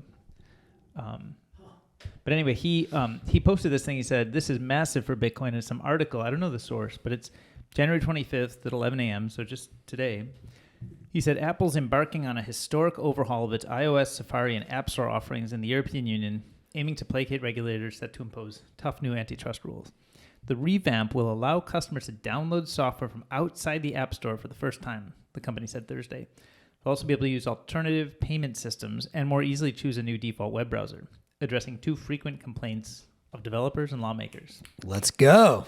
So this, to me, this seems huge. Like we've talked about, Stacker News in the context of PWAs, and I think PWAs are one kind of directional thing, toward this hope and future. And we've talked about, I think Damas struggled a lot with the policies and payments and the alternative payments, and I think Primal, was able to navigate that because of a little bit of a different philosophy. But now it almost seems like this maybe opens up the dam and lets Damas do what they were trying to do originally, and maybe let Stacker News bundle into an app that doesn't need to go through the App Store and can run its own payments how it wants to do. And I think it's awesome. One question about this, I'm not sure how this law works or whatever. Does that mean and I'm assuming if so, there's gonna be a huge sort of secondary market, but you can get kind of jailbroken European Union iPhones here in the US too? You're asking if you can? Yeah, or is that so? Because it talks about the European Union. Yeah. Does that mean there'll be two different iPhones, one sold in the U.S., one sold in the European Union? European Union will be quote unquote jailbroken. Well, it could be. When I read this, I take it to be that the European Union has kind of a more aggressive regulatory, policy that they're going to push out, but then probably they show the experience, they show how it's going to work. And I mean, look, we all deal with accept and reject all cookies on every website you visit. Yeah, which is pretty obnoxious. And we live in the US, but that's totally, it's obnoxious. I don't like it, but that's because of the European Union GDPR thing, right? It's not some US thing. So I don't know if it's is Apple going to bifurcate all the policies and split the OS and make OSs that work in EU very different from US ones? It's possible, but it also seems like there's a bit of a UX expectation shift. Imagine that in the European Union you can use intent and launch your own web browser different from the default, but in the US you can't. And now you're an app developer launching a web browser. Do you have to rebuild the app? You're kind of you have to know something about the location or region in order to know if it's going to launch if it should use the. I mean, these are all workable, aroundable if they really want to, and there's enough, revenue at stake here. But it just feels like it gets very messy very quickly, where it's plugging up a bunch of holes. And if a big enough group of people want it one way, my guess is that somewhat starts to change the perception of what the expectation is. Apple can no longer say, we're doing it to protect, it's all for safety. European Union is elected to not take all of our safety measures, but the US is still choosing to take it. Well, in a sense, you get to run the experiment. Say, look, people can download apps not from the App Store, and their phones didn't all get hacked or set on fire or whatever crazy stuff could happen. If that doesn't happen, I hope you're right, then I would certainly, I'm sure you can either bootleg or somehow get the EU operating system on your phone. And if not, I'm sure there'll be a secondary market for that, which I would 100% pay a lot more for that. Well, that'll always be niche though, right? That'll be, 0.5% of people or fewer. Totally. But I would be very happy with that. And if not, I had a great time in Spain. Salud. Spain and France last summer. So. But this does seem huge, and I'm sure, and maybe this is another transition point to talk a little bit about Nostr in general. I do feel like the App Store shutting down note tips for Damas, which was and still is, I think, the dominant client. Yeah. Obviously, Primal has done a very good job in getting around this, and a few others, and they've grown a lot. But Damas is still, a major player here.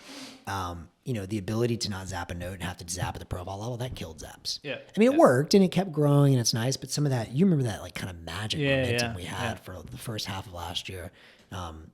Maybe this is what kind of reopens that floodgate. Yep. I think so. I hope so. It feels like it could be. I mean, it's super early. It's like hours old, this announcement. It's just a little clip that we read from that source. So hopefully it's not fake news.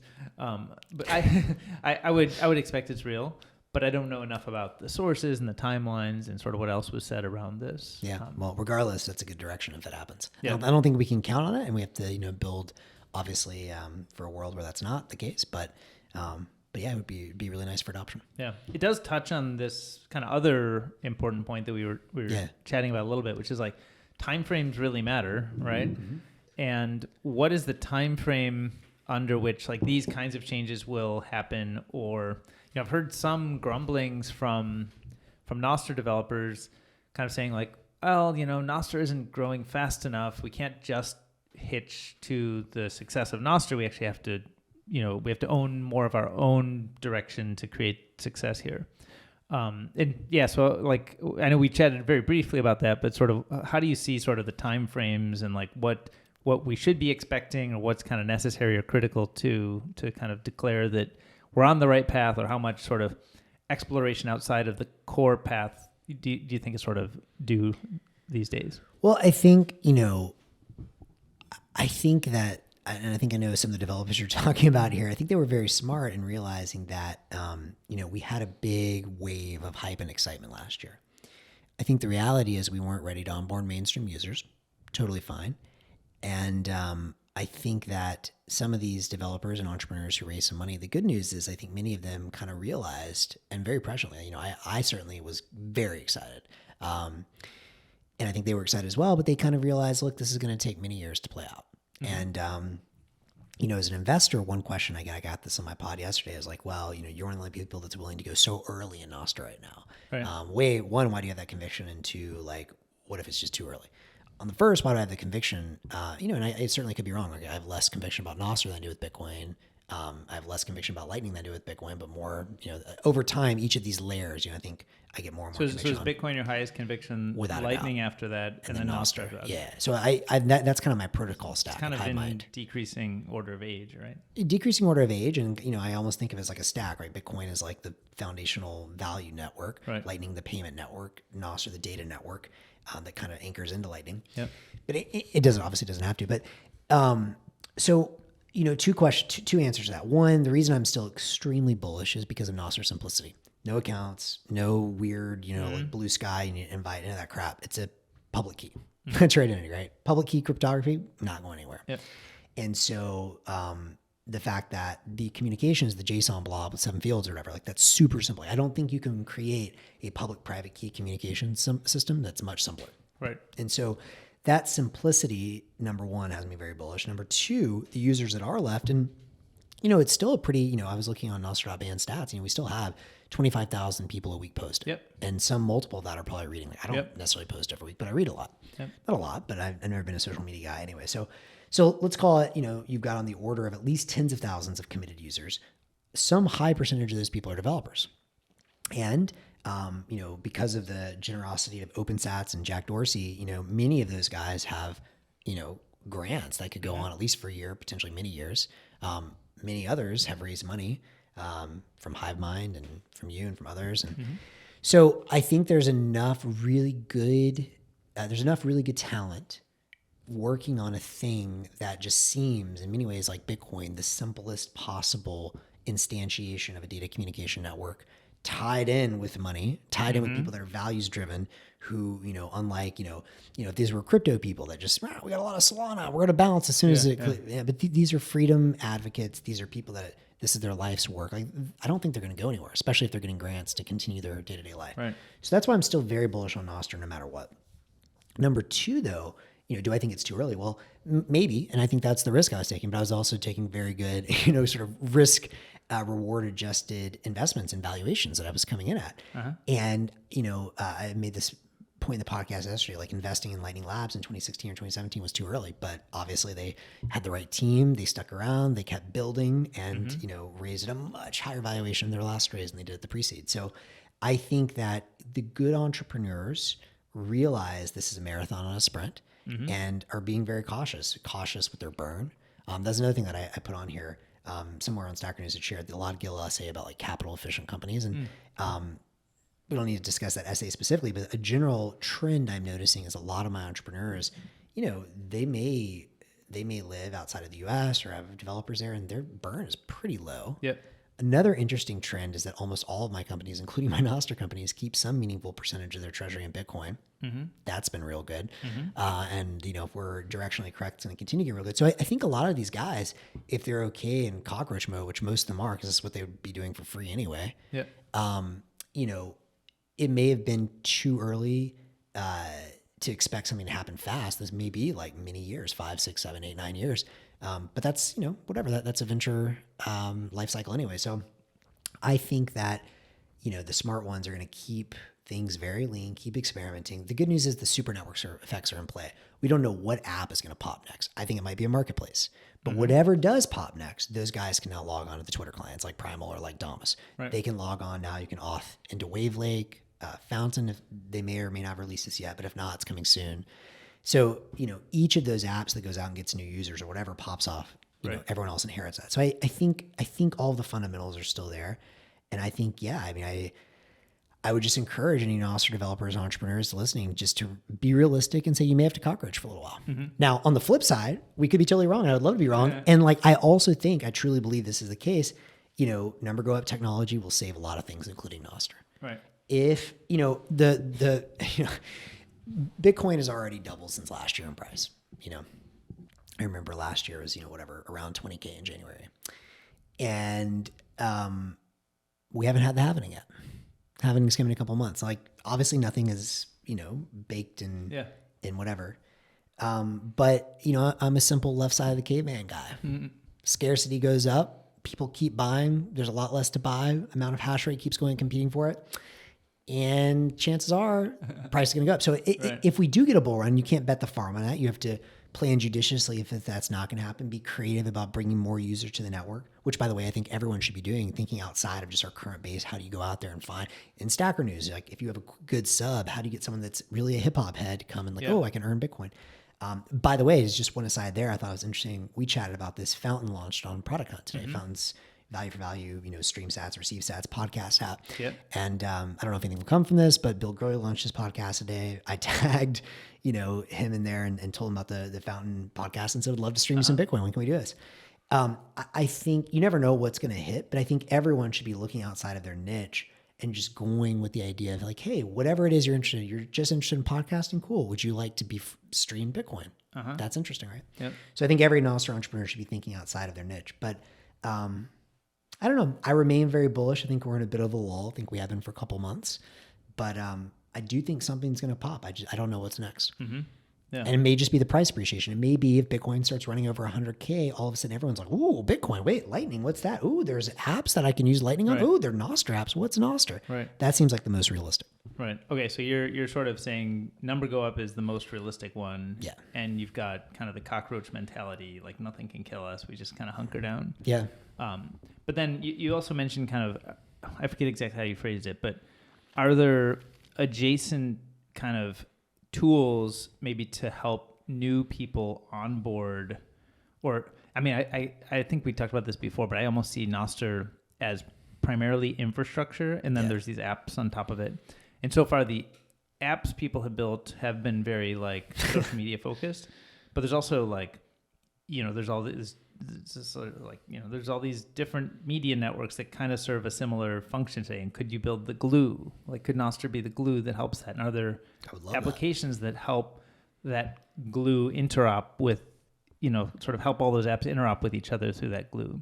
And have you seen people working on stuff like that, or is that not outside of some of the developers that we've chatted with? And just to be clear, if I am reading you right, I think you're saying hey, I want a tool that allows me to cross post between Twitter and Nostr.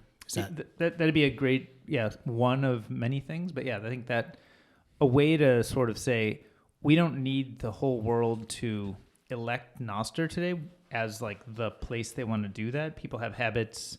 Some are on Twitter. Some are, maybe there's use cases in Discord. Maybe there are, Threads, Facebook's micro blogging service, if you want to call it that.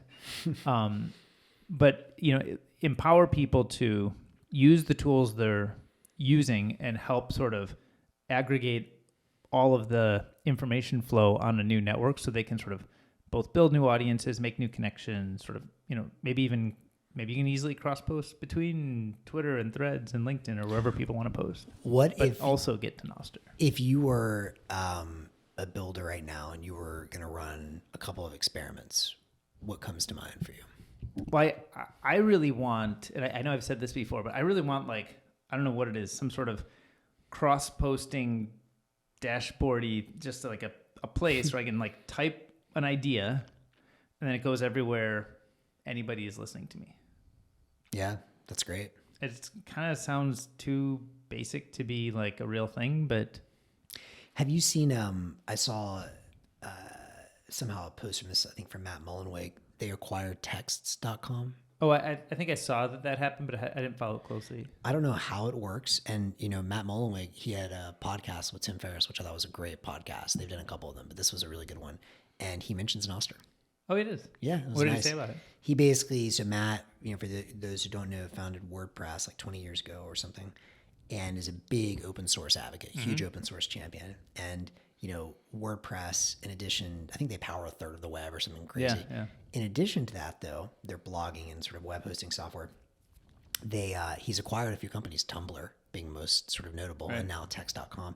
And he mentioned, he's like, yeah, we kind of want to take that sort of opposite, approach of the walled gardens of the Facebooks and Twitter.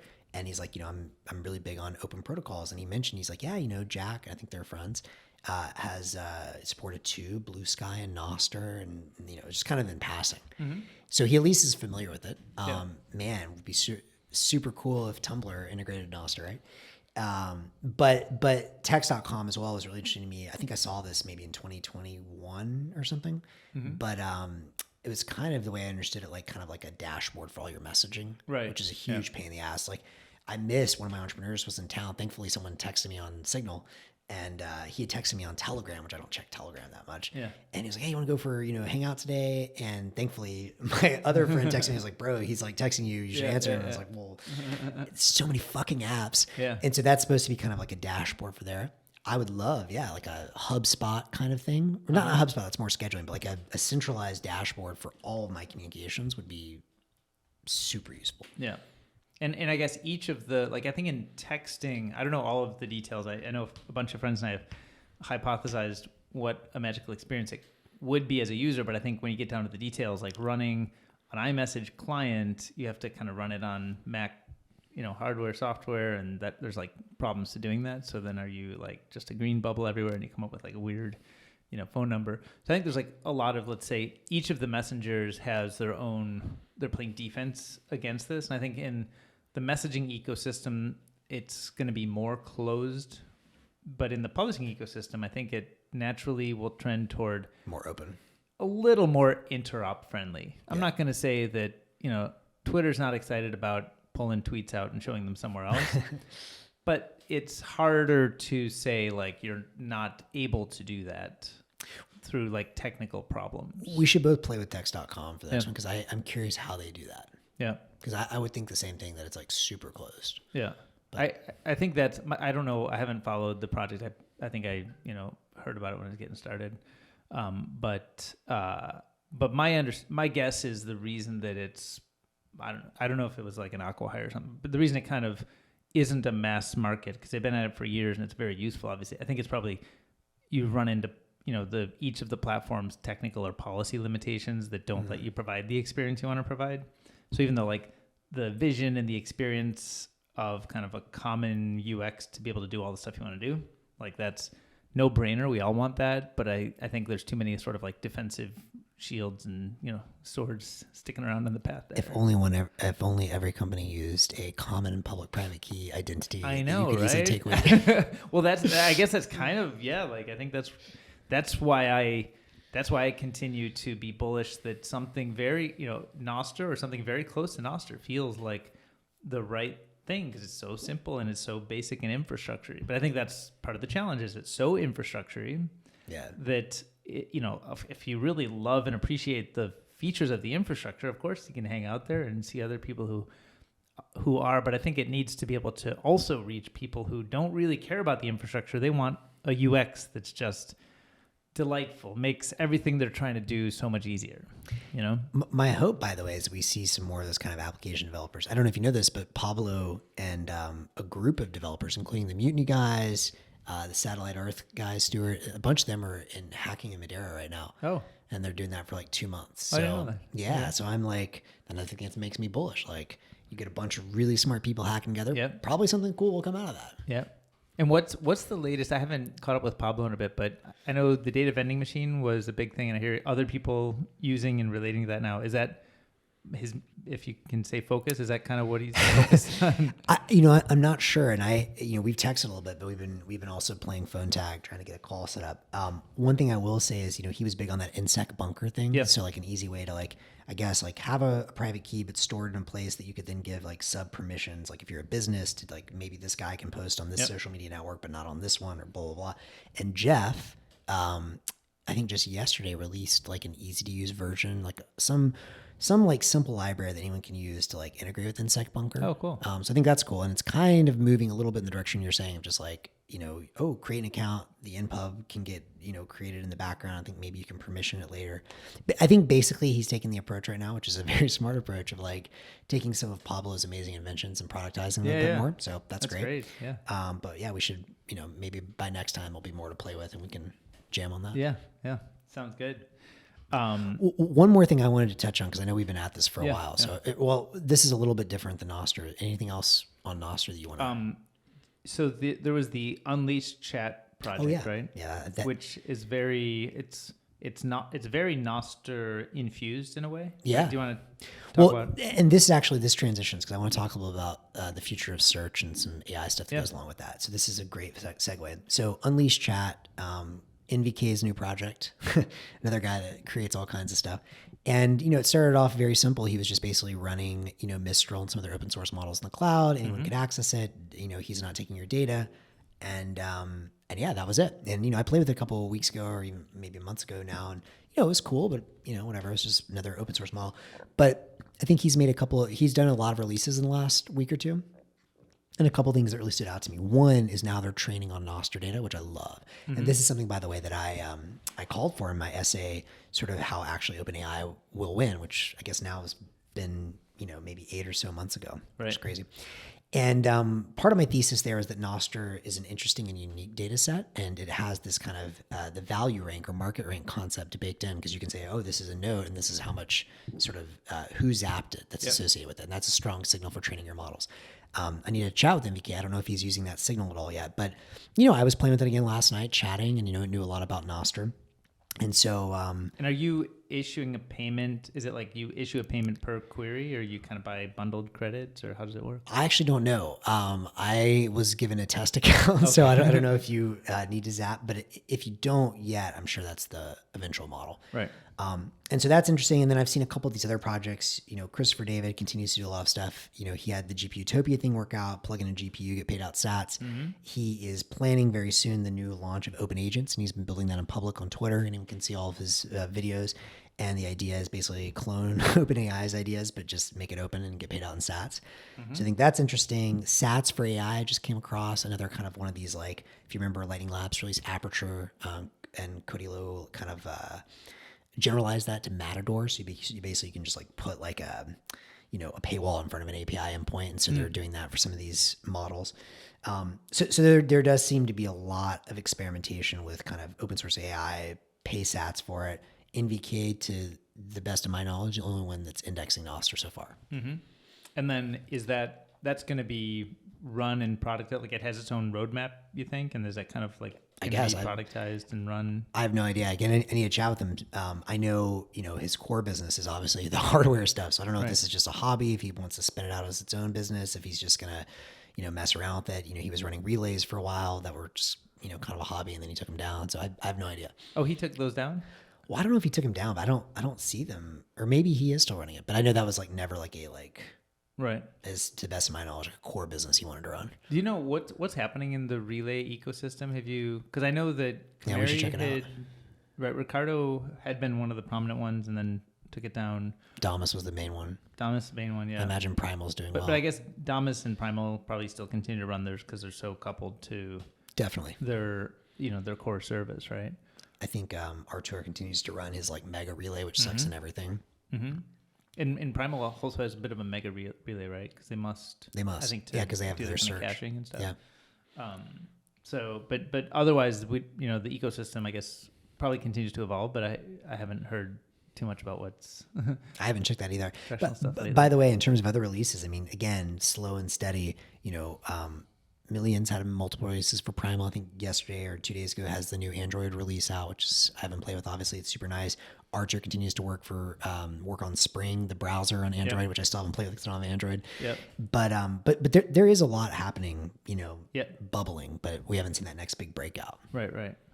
Yeah. But on the subject of AI stuff, we should do a whole nother pod, and we've been talking for a while, so maybe we can say that for next time on what's happening in AI and open source AI. But I do want to just mention search, because this is something I keep thinking about. I published that essay about disrupting Google with value rank some years ago now. Kian and Artur are both kind of looking at this in various ways. There are 2 search engines I've been playing with recently that I really like. I'm curious your thoughts on them. One got a lot of publicity, Perplexity AI, one they raised from Jeff Bezos, who famously invested in Google as well early on. Have you played with Perplexity? I have, yeah.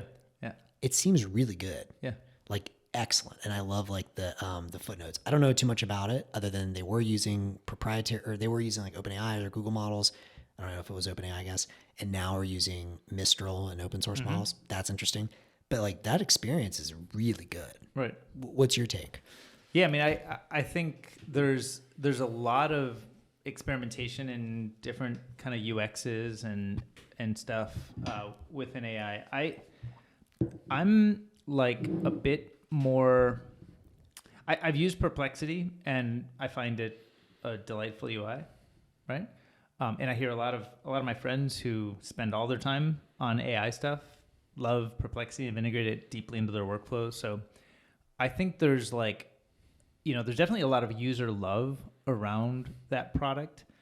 If I kind of like zoom way out though, I'm not super convinced that like a text box that returns something is an opportunity. It may be, but if you're typing something into a text box, that text box is probably being input into a browser on an OS, and those have some pretty hefty control points. Owned by Google or bought. Yeah. And so, so if you have a delightful UX, will Apple not choose to do that? Will Google not choose to do that? Like it feels like the kind of place you can innovate a lot and really show the world a better way. But unless you sort of have a reason that, the others won't do that, like the ones at scale won't do that, I'm not really sure where that goes. So I'm not to hedge too much. I don't find myself returning to those experiences, which I feel like are, useful today, the best thing out there today, but that I feel like it's not, it hasn't grabbed me yet as like something totally novel and unique. It feels like a better way to do a certain type of information retrieval. Yeah. Well, so from an investor perspective, I agree with you. Like if they keep doing really well with it, I don't see why Google wouldn't run away and just kind of like copy it.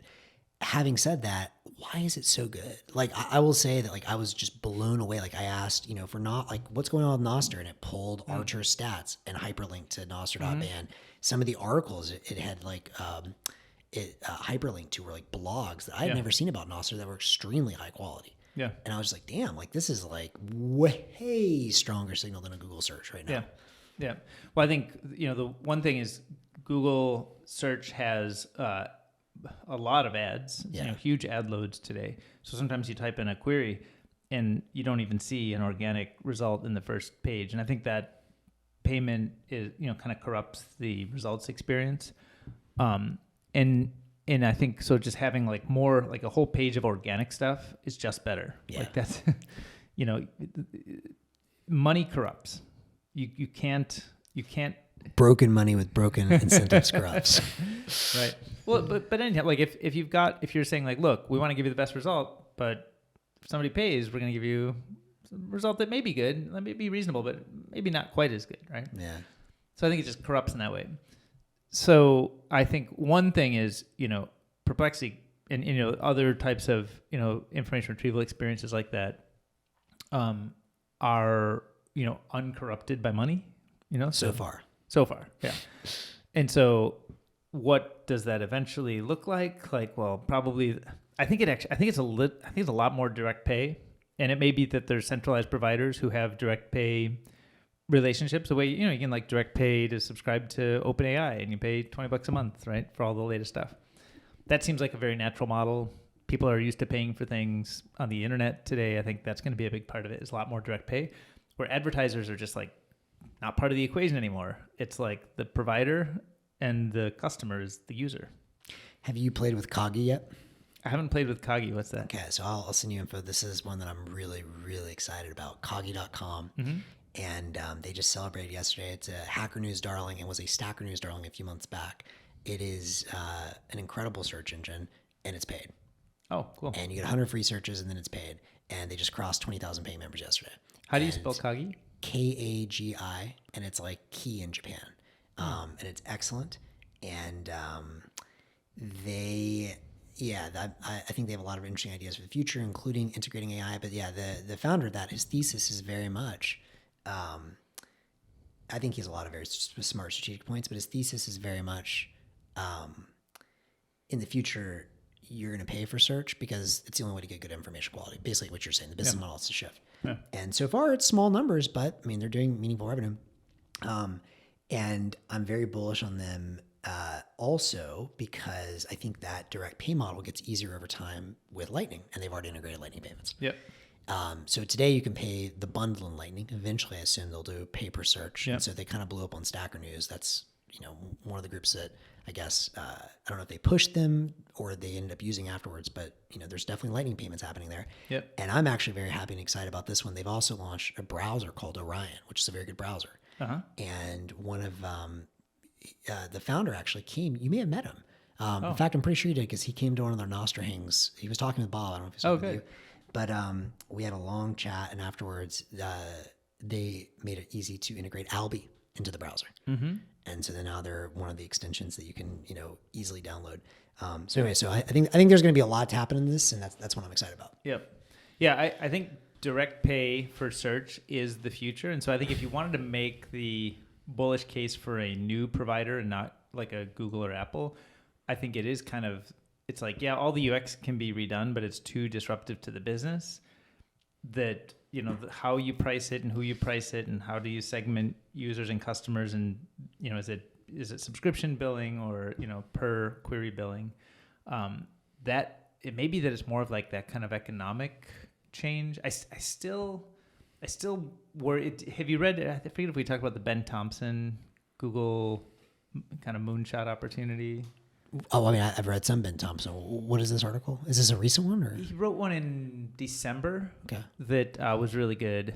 And it basically was, maybe it was called like Google's Gambit or something, but it was basically saying like Google has the opportunity to maybe go toward a full stack, kind of software to phone experience where you pay a subscription and use the Google phone with the Google LLM and blah, blah, blah, and sort of use the existing assets to muscle their way in to do that. But by doing it, they alienate all their partners who are kind of ecosystem partners in Android. So you kind of like, if you go down that path, it's kind of a shoot the moon type of thing, right? Like, where you either succeed at it or you fail massively and the whole ecosystem kind of blows up. And I think Apple also has a credible shot at it similar. He doesn't talk as much about Apple in that piece, but the piece is wonderful. I think it's check it out. Some of the best writing on the thing.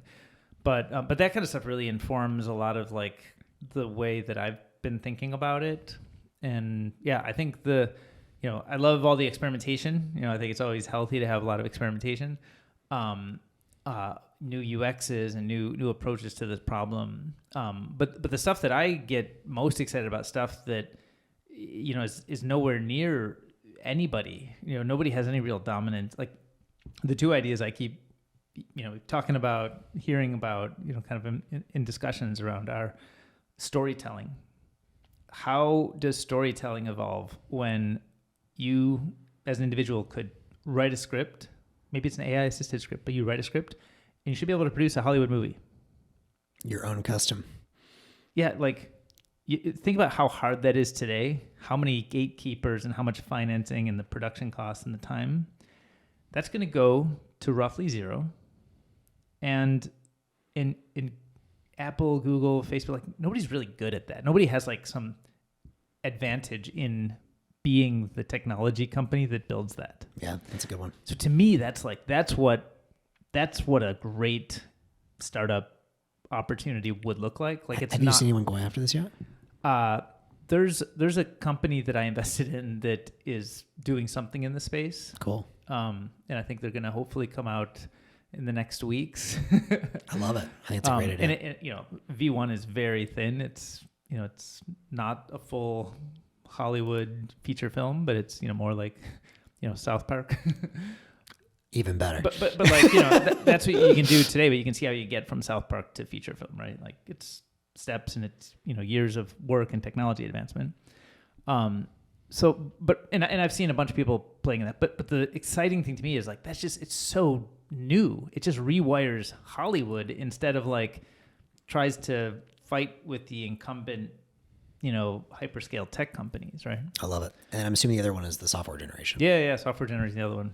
And I think, you know, I mean, did we talk about that already or just? We talked about it a lot last time. Basically anyone can create their own custom software experiences. Yeah.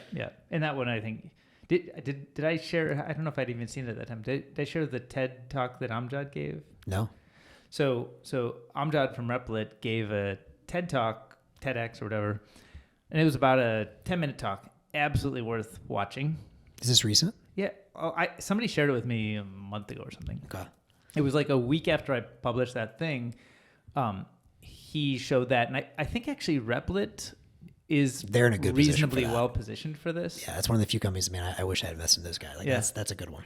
But like, you know, Google, Facebook, Apple, like they don't really have a handle on this. Like you could argue GitHub a little bit, but you really have to, it's not really, right? It's a kind of a different, it's people who are good at software today. The whole thing that Replit enables is people who are not good at software to kind of climb the ladder and become good at software. And hey, you could learn Python. You could also just like will it into existence and then maybe tweak it with Python later. Or maybe you don't even need to. Right? But the thing that he added that I had not written about, but that he kind of really added to my thinking on it is that he thinks it's not going to be so everything's automated very quickly. So he's like, you Max, want a new app, you know, will it into existence as you know, explain what you'd like it to do. Maybe there's an LM that kind of refines the spec with you. Then instead of saying like the machine builds it and deploys it and now it's there, it's actually that spec now kind of goes to a developer. Yeah. And, you know, that developer is using a bunch of AI components and kind of remixing things. And it's like extremely efficient at building the thing that you wanted and you pay them. There's like a monetary transaction there. And so, and over time, maybe you end up with like all the components and it's all wired together. But like the path is actually much. It's a combo of AI plus a marketplace of devs. I love it. I think it's genius. And given that a lot of their devs are, I don't know, in India and emerging markets, I wonder what you might pay them with. Yep. For anyone that didn't see it, I know you saw this. Yep. In December, right around Christmas time, Amjad posted like we all know he's a Bitcoiner. We've had Bitcoin chats. Like, dude's a Bitcoiner, which is great. He posted on Twitter like a survey or whatever it's called, a poll, and just straight up said, should we replace our internal currency and or integrate it? I forget exactly if it was replace or integrate with Lightning payments. Mm-hmm. And got a couple thousand votes. 80-90% of people were saying yes. Mm-hmm. And I know I voted hell yes, actually. I tried to send him some sats. Sadly, it looks like Elon hasn't enabled that yet. But you know, I was stoked about it because, you know, I quote tweeted him in there and, you know, said, you know, this is going to be the biggest deal for Bitcoin and Lightning. I still believe that because their company is so uniquely positioned because most of their users, the software developers, are in emerging markets. And if you get all of India getting paid out in Lightning, guess what's going to happen? Yep. And so I mentioned that. He liked it. Then I said, by the way, Amjad, like you got a lot of fans on Stacker News. You're interested, check out Stacker News. He liked that. And so I know he's aware of all this stuff. Get him in for an AMA. Amjad, on the off chance you're listening to this, like we should absolutely figure out how to get him an AMA on the Stacker News. Yeah. And I know his tweet about Stacker News is what got you on the site, no? That's right. Yeah, you're right. He had tweeted about it. It was years ago, and yeah, that was where I first actually heard about Second News. Was Amjad wants to change the world. Yeah. Integrate Lightning, and you will do more to change the world than anyone else could. Mm-hmm. He's in a good position for it. 100%. Let's hope it happens this year. Cool. What else? Other topics, stuff that's top of mind for you? Well, I know there's a lot more stuff we could talk about. I guess, maybe parting thoughts. One, I'm curious if there's anything else just interesting that you've been reading about, thinking about. And two, if you have any, parting words. Like I know for a lot of Nostr devs, it's probably, a bit of a lull. Any, good karmic energy you'd like to share? Well, I guess I don't have something prepped along karmic energy. I'm sorting, filtering. Not to put you on the spot. I would say like my continued enthusiasm, optimism for Nostr is, I think, exactly how you said. It's just the simplicity. It's it's in the way that Bitcoin is very close to energy.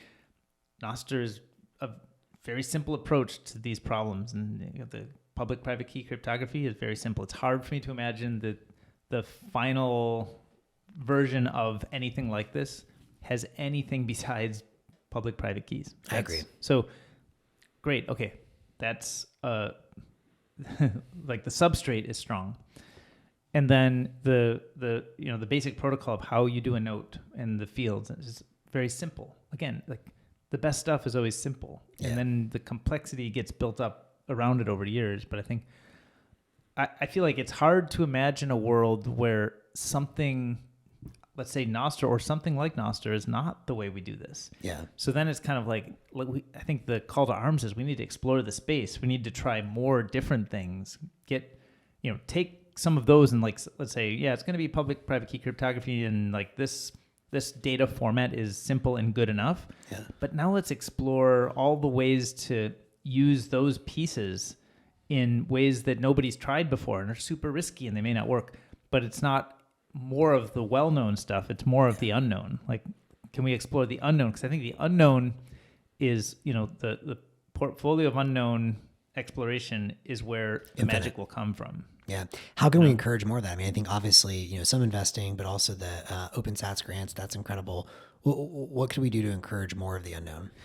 Well, I think if we can, talk to a lot of people, share ideas, solicit feedback, and then I think just the process of discussing what could be is one thing that, it's not that we have the right answer, but if we can make a space to start to think like, oh, what if we took it in a different direction? And maybe somebody hears it and they're like, you know what, I think you're wrong, but I think the right answer is actually, this other direction that is not what you're saying, but at least it kind of injects a certain amount of spontaneity, chaos, newness into the thing to get people out of the, it's very easy to, like we said at the beginning, it's easy to kind of be in these ruts of like, it's a podcast, it's two people sitting across from each other. Totally. Like, let's go for a walk next time. Next Nostr News, let's do on foot. I love it. Right? And I want to do it because we like to walk. We each like to walk. But I also want to do it because it's like different, and it'll make us, we'll just talk about different things because we're in a different place. We're behaving differently. We're breathing differently. We're on our feet. We're moving around. We're flexing different muscles. And I think that same type of thing, like how do we explore the edges of what's interesting? Not, the thing is when it looks safe, it's actually not safe. Yeah, the thing that looks safe, it's like, it's all the stuff that it should be, but it's none of the stuff that it could be, or that kind of uniquely take these ingredients and mix them into a way that's, uniquely possible only here and only now that we have these ingredients. Well, it's interesting. So it's interesting that it sparks a couple of thoughts in my mind. I think what you're saying is beyond just for Nostr. This just seems like good advice for life, right? Mm-hmm. It actually reminds me of that Ideas Fest that I mentioned at the top of the pod. Rewan, my buddy, that was one of the early OpenAI guys on the GPT-3 paper. His little presentation to our group was on epsilon greeting, which is like this algorithm of like basically how to modulate, explore, exploit. Mm-hmm. When do you explore? When do you exploit? Yep. And I think that's and for those that don't know what I'm talking about, like, if you go to a restaurant, there's 10 options and that, you always get the sandwich and you rate it subjectively an 8 out of 10. 8 out of 10 is pretty good, but it's not a 10 out of 10. when do you go with the chaos and just try something new, which could be a 1 out of 10 or a 10 out of 10 versus settling in on what could be a local maximum, right? Yeah. And there's many ways to approach that with life, and perhaps that would be an interesting pod in and of itself. But I do think that it's interesting for all of us as human beings to get caught in local maximum. Yeah. In the magic in technology, which is not the case in sandwiches, is I'm serious. I want a good sandwich too, dude. You want a good sandwich, but the best sandwich is a 10 out of 10. Yeah. Or maybe an 11 out of 10. And you're like, dial it up. It's even better than the scale. But like, it's kind of crazy to say the best sandwich is 1,000 out of 10. Yeah, but in technology, you can you can actually build a billion out of 10, you know? And so the scale of what greatness looks like and feels like when you actually get it right, it's so mind-blowing. I have tingles just thinking about how great it could be. Like if you really explore what's possible and if you do hit on the thing and you're like, wow. Yeah, this is it. It's like something different. There's something qualitatively different about this experience we're having together.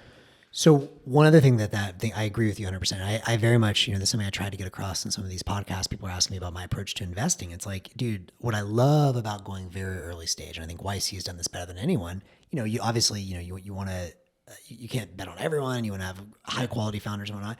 But, with every pre-seed or seed stage bet, I know exactly what I could lose. My downside is exactly capped, whatever I invest. The upside is infinite. And that's what people understand. Like if you hit it, you never know. Like you don't know how successful something can be, how crazy it could change the world. And that's the beauty. And that's like, I was just basically saying, I have zero interest in ever doing growth stage stuff because it's just boring. Right. Yeah. But this is like the magic of like, you don't know like what the uncapped upside. So if as a maybe more practical takeaway, the other thing that sparks in my mind is, in the next couple of weeks, I'm going to South America. So if anyone's listening out here from Uruguay or Argentina, hit me up. Would love to connect with Nostr and Bitcoin people down there. I've always found personally, there's many ways to this. Travel is certainly one. Reading new books is another. And it reminds me of a post that Elvis Mercury asked on Stacker News, which is how do you like diversify your inputs? And you can interpret that however you want, whether it's information inputs or just the way you live your life. Like how often do you just, okay, I'm going to go travel here, to this place. How do you think about, for you personally, like kind of cranking the knobs on those inputs and what you're doing to maximize serendipity, but also, to take advantage of, you've got a lot of good things in your life too. Yeah. Yeah. Yeah. I mean, I guess it's a never ending process. Simple question.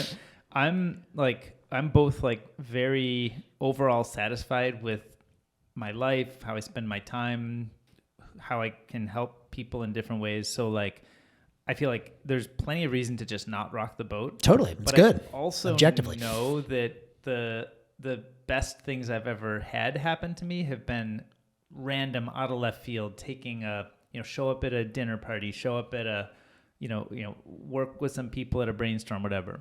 There are always these things out of left field. So I am now, I guess, like just oriented or kind of programmed to be like, I'm just going to do something, even though it's like my habits are now things that I think maybe would sound like they might be uncomfortable to people. What do you mean uncomfortable? Meaning like it probably is weird. Like, I don't know, we were talking the other day about like, let's just go. So Jen has a conference she was invited to in Palm Springs in March. And I was like, instead of just fly into the conference like everybody else is doing, let's actually drive down and maybe we go to Joshua Tree. Maybe we just find a place that we can be there and just like be more at rest there instead of in transit there. And like, yeah, we're not going to have, like, we love our coffee maker.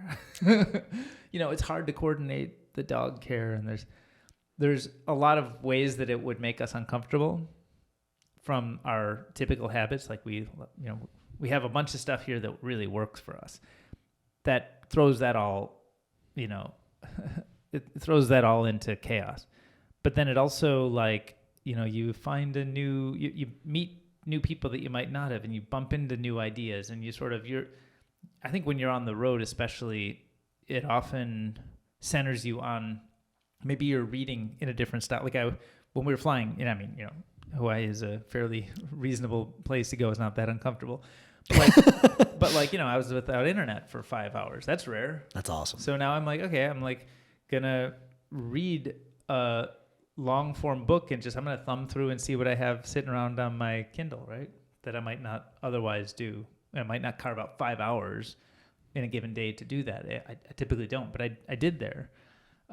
Editing these videos, like I was doing these like rip. I'm just gonna like throw it on the dash and just rip and see what happens. Yeah. It's just weird. It's uncomfortable. It actually feels uncomfortable while I'm doing it. You know what I mean? I don't like I described to you that it's looking up my nose. I don't like that aspect of it. So that makes me uncomfortable. But I like doing something that makes me uncomfortable. Totally. I know exactly what you mean. Well, a couple thoughts that come to mind there. One is a book that I just read. Robert Anton Wilson is one of my absolute favorite thinkers of all time. I've shared his long talk. Robert Anton Wilson explores everything on the Ideas from the Edge Sacker News. So if any of this resonates with you or anyone listening, like check it out. It's like one of the best talks on the internet by far. It's like 6 hours, but super worth it. And his book Prometheus Rising, which is a fascinating kind of like story of evolution, kind of a reinterpretation of Timothy Leary and some like psychedelic ideas around various circuits in the brain and how we're evolving both physically and spiritually, and how those are one and the same. And there's a lot of cool stuff in there. And there was something you said about something new that sparked for me, and I forgot what it was, but regardless, maybe it'll come back to me later, but that's an example for me of kind of changing my information input recently that really got me in a good space. And then I think also, I'm really looking forward to the South America trip. I think, being on the road, like some of the best moments of my life have come when I had, just like completely untraveled, unstructured travel. For example, prior to COVID, I did like 8 months vagabonding and it was so wonderful. And some of the best stuff, there's a lot of good stuff in there, but the best one was like, I was originally supposed to go and start off in Brazil. Then I got like very violent food poisoning. And so I was like, fuck it, I'm just gonna go. I was already living in Mexico. Just go down to Puerto Escondido and the beach in Oaxaca. Instead, it's like a much easier flight. If I feel bad, I can just fly back or whatever. And, I ended up like doing like, just like as I met people would just like go wherever they were going and just kind of like, not exactly hitchhiking, but kind of like through the mountains and then into the Oaxaca city for multiple weeks and just had some wild experiences. Some of them were very bad. Some of them were very good, but it felt like living, and it certainly changed my, my viewpoint. And then last summer when my girlfriend and I went to Europe, we took a week and had no plans. I dropped the email and it was so nice. And we just like, okay, let's go here. Oh, there's a train. And like, anyways, I think doing some of that unexpected reading, unexpected traveling, those are two ways I found. Yeah. Maybe people listening to this, if you have ideas, drop in the comments. Yeah. Other ways you like to mix up your input. Yeah, ways to mix the input. The other one that comes to mind when you talk about media input that I've done recently is I actually subscribe to a bunch of newsletters, but I don't really have them organized in a way where I can like go to them and browse them. Yeah. So what I did recently is I like just made a little filter in my email where I can, label them and then go do them. You skip my inbox and go to that place. And it kind of feels a little bit like reading Nostr or Twitter. It's kind of got this discovery element to them, but it's more like discovery around long form content. Cool. So that has changed my inputs because I now have a way to browse long form content. Yeah. I was playing with an app called Matter. I don't know if you played with that, but it's kind of a curated reading app. A little bit like a more, maybe I don't know if this is how they'd say it, but maybe like a more thinker's version of like a Pocket. Pocket's like a very utilitarian thing. Matter. Check it out. Matter. Yeah. I've started to get more into Pocket recently. I didn't know that was still around. Yeah, it's still around. I think Mozilla owns it or something. It feels a little like a different era, like defunct in a way. But like just changing, like when people send me things, instead of trying to read them right there, I carve out time and do it as a separate activity. Just another change of inputs. Doesn't mean that it's better or worse, but it's different. So I think that's like always exploring the different, always, feeling like you don't know the answer. I love that. Coggy, the search engine, the guy that runs that, he has a couple of small related projects. And a big part of their thesis is around this whole movement for the small web, which I know Kian is very basically non-corporate, like kind of like individuals, sort of the Matt Mullenweg WordPress host your own version. And he had one of these search engines, a couple other people had similar ones. He also has like a new kind of like dig, like tiny gems, which is kind of nice. And I'm assuming I would love for him or someone else to make a Nostr version of like tiny gems or dig. Basically like, or Pocket, like, hey, like the Nostr version where I can see this social. That's actually something I would use. 100% is like a discuss, or not discuss, a dig, discuss too, but a dig where someone, you know, I can have the network that I already follow on Nostr and people are posting what they're reading on there. And then you can upvote or downvote zaps. So I would love that. So you're saying, I mean, it's kind of what Stacker News is doing, but you're saying where it's exclusively Nostr. Just links. It's just a link sharing site. But with discussions and stuff. Maybe you could have discussions as well. I was literally just thinking like a link sharing site. Just like, here's all the stuff I'm reading. Maybe there's some like mild discussion there as well, but like literally just like, here are my bookmarks and people can up or down, like people can upvote with sats and I bring the social network that I'm already following on Nostr. Yeah. That's an experience I would love right now. If anyone's out there looking for an idea, I would love that. Yeah. Yeah, that's cool. So I mean, even just this discussion, we said like, what's weird, and here we go. We got a bunch of new ideas, a bunch of new stuff, and maybe people want to chase something that inspired them from what you said, or maybe they say like, oh, you're wrong, but it needs to be like. But it needs to be like this. Great, okay, great. Show me. Roll with it. And then the other thing I was going to say, I remembered from that Robert Anton Wilson book. The other reason I brought it up, besides it is itself a very interesting input, and he quotes a lot of great thinkers in there. I bought way too many books after reading that. It's one of my big addictions. And one of the general theses, I think it might have been Marshall McLuhan that said this originally, someone he was referencing, but that, you know, anytime you look like you're having a breakdown, you're actually having a breakthrough. And whenever you have a sufficiently complex system, it's always teetering on the edge of order and disorder, but that's the beauty. Yeah. The disorder, and then the recollapsing, at a higher energy level or a higher circuit, as he would say in the Timothy Leary parlance. Yes. All right, I love it. Sounds like a good place to stop. That's a great, that's a great wrap. That's a good bookend. There we go. McLuhan cool. and yeah. All right. Well, thanks, DK. This was extremely fun. We went on a lot of new rabbit holes. So, bye, guys. Cool. See ya.